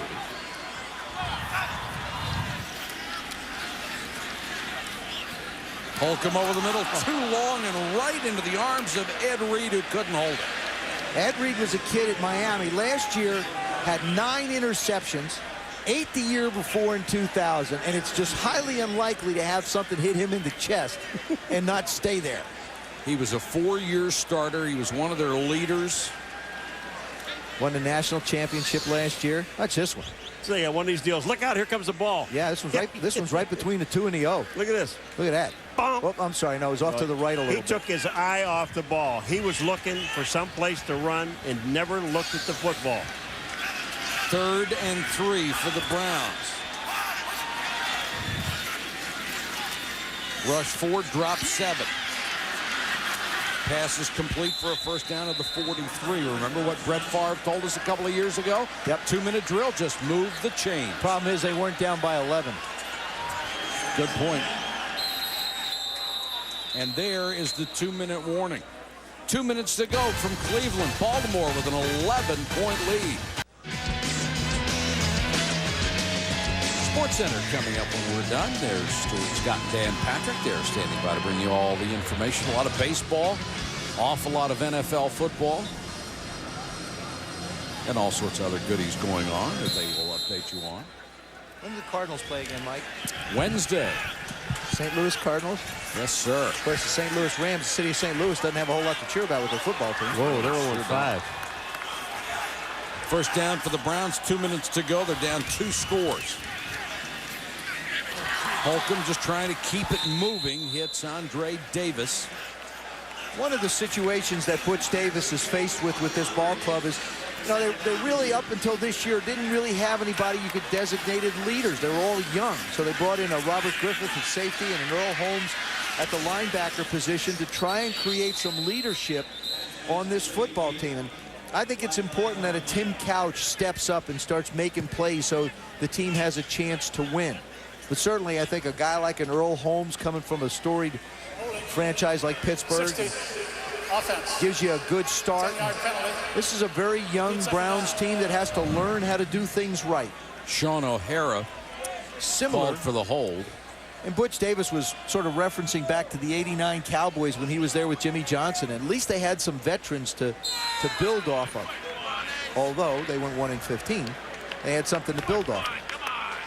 And a lot of guys they took in the first 2 years of the draft are not here anymore after they became a franchise. Holcomb, this one is incomplete. Right into the hands of Northcutt, and he couldn't hold it. McCrary trying to put the pressure on. McCrary coming back off a knee injury, and Brian Billick insistent that he should not be in there for more than 40 plays. I think he's been in for about 60. Well, he's been in a long time now. Brian Billick, I mean, he was adamant about it. He said, I don't want to come in here on Monday morning and see that this guy played more than 40 plays. Well, I have a feeling he's going to be real close. McCrary absolutely relentless. Missed 3rd and 12. Holcomb limping out of the huddle.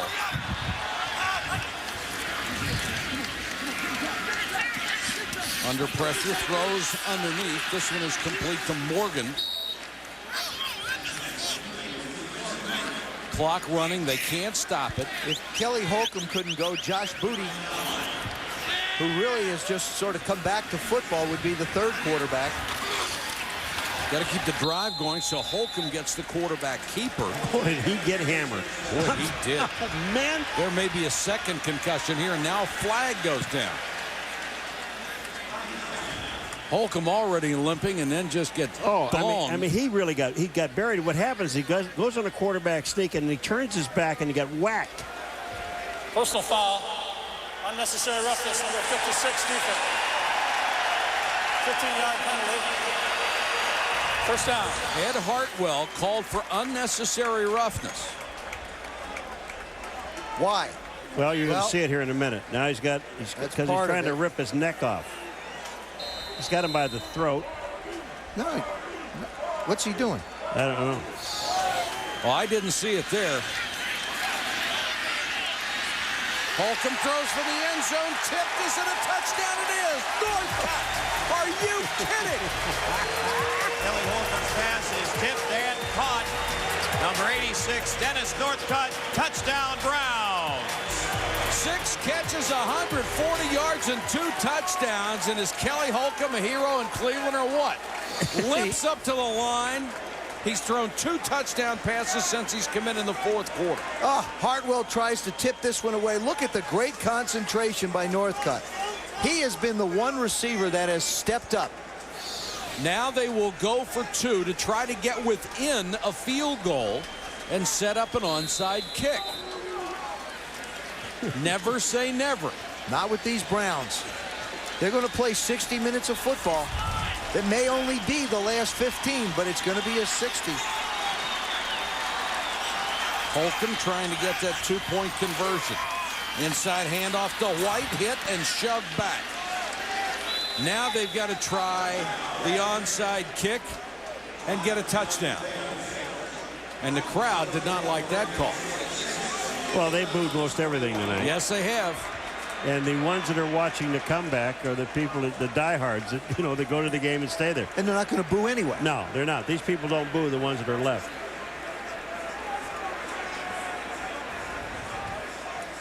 Next Sunday night at 7:30, Chris Berman and Tom Jackson will have NFL primetime for you at 7:30.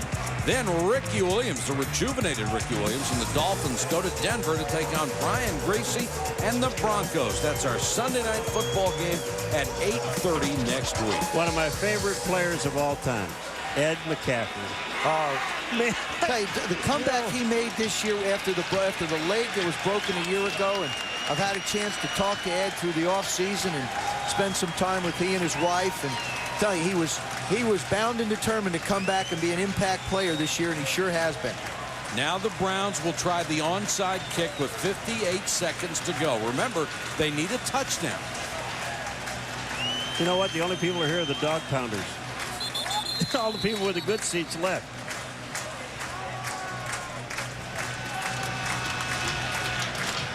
We got to be dedicated to dress like that, don't you? Yes. Or something. Now keep in mind, the Ravens cannot cross the 40 until the ball is kicked. Dawson has it teed up.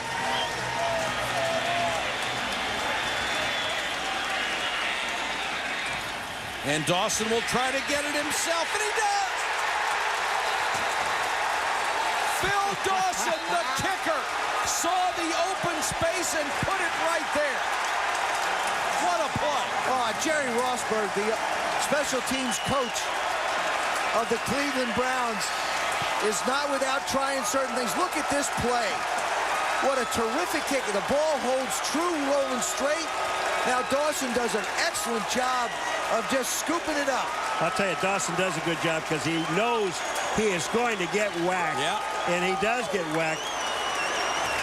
Look at Butch Davis. You've got your hands team out there if you're Baltimore, and Alan Ricard, the fullback, 240-pound fullback, was the guy that was closest to Dawson and couldn't get to it. 57 seconds to go. Could they possibly pull this off? No timeouts. They've got to get near the sideline and stop the clock with the ball. Holcomb to the sideline. That ball comes loose. It's incomplete. And it's incomplete. Actually, that probably saved them 10-12 seconds. That's a break for the Browns. And I'm going to tell you, Mark Campbell's hurt. Well, a lot of guys have been hurt in this 4th quarter, including both Cleveland quarterbacks. I think what Kelly Holcomb has to do here is look to the sidelines, try and draw the defense that way, and hit a 18-yard in to get somebody running with the ball. You need to get Kevin Johnson running with the football. I'll tell you, you're absolutely right. This is where you throw the ball. The middle of the field is wide open. And you have plenty of time. Holcomb throws underneath, and out of bounds goes Northcutt. Stops the clock with 46 seconds to go. Holcomb is limping again. It was 23-0. The Browns left for dead, and they have come back. So they just ran 2 plays. One was an incomplete pass. One is a completed pass. Only third down. Took 11 seconds. That's right. What, it's 2 down territory? This is every down territory. That's all you got, pal.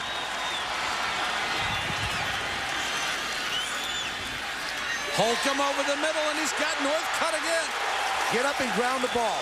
How long will it take him? Just line up. Don't try and get to the other side of the field. If you're a receiver, just line up somewhere.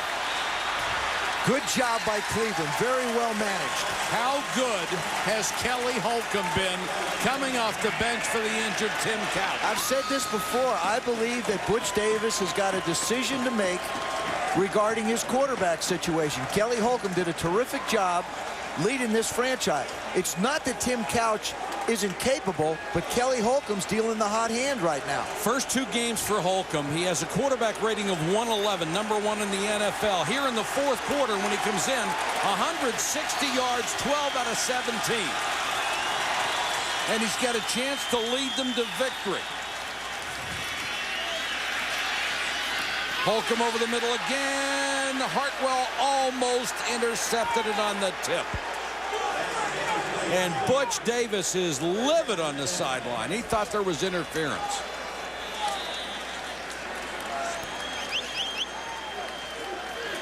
They did a study that says if the pass is more than 10 yards downfield, well, watch the replay.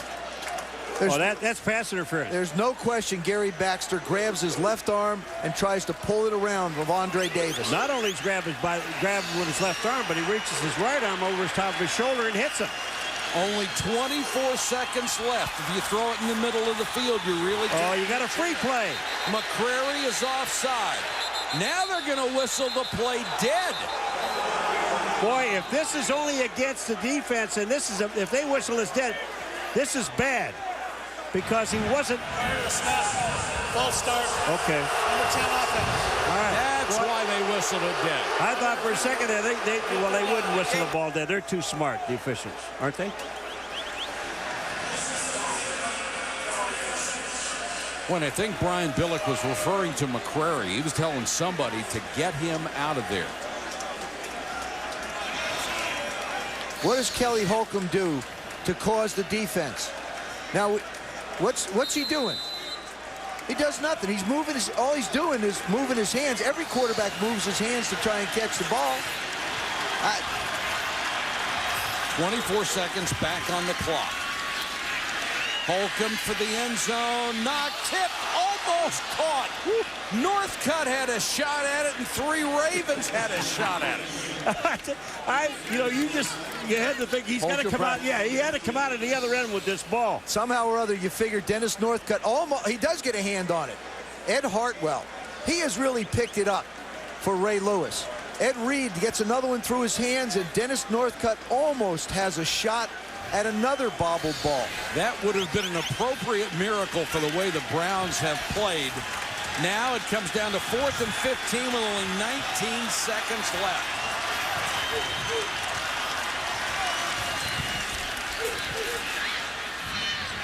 Holcomb to the sideline, another completion to Andre Davis. Oh, holy cow, what a throw. 4th and long, you hit one for 20, and you stop the clock. And you go to the man who's been just a big clutch guy for you all year. Look at this catch. Watch his feet. Now, this is a rookie. This is a rookie out of Virginia Tech. I love what Butch Davis said about him, or Bruce Arians. Don't watch him catch the football. Just know that he's gonna. He catches it a little bit funny. That one wasn't funny. You're going to get at least 2 shots at the end zone here if you're the Browns. 14 seconds left. They still have a chance to win. Holcomb for the end zone, overthrown. McAllister was the only one close to it. Like Northcutt went in, and Holcomb thought he was going to go out. You're still going to get 2 more plays. It's 10 seconds. He's still going to get 2 more plays, at least. I tell you what, this is why people leave coaching. You have a 23-0 lead. Yeah. And here they come. They just don't quit. How about the people that turned the game off? Well, they're back. The friends are calling them. Brian Billick can't believe it, and Butch Davis is praying and hoping. 10 seconds to go. A touchdown wins it. Holcomb incomplete. Now intercepted by Reed. Reed going down the sideline. The game will be effectively over. Reed making a mistake, hanging on to the ball. They can take it away from him and go the other way. The rookie will learn he should get down, but he makes the pick on the tip in the end zone. And Kelly Holcomb's brilliant comeback just falls short. This one just looks like it gets away from him, goes up over Kevin Johnson, who might have had a shot at it if it was lower. And Ed Reed, the rookie out of Miami, seals the fate of the Cleveland Browns. Baltimore has gone into first place in the division. The Browns fall to 2-3. The final score 26-21. Ravens over the Browns. For Joe Theismann, Paul McGuire, Susie Colbert, and our entire ESPN crew, this is Mike Patrick. Good night from Cleveland Browns Stadium. This has been a presentation of ESPN, the worldwide leader in sports.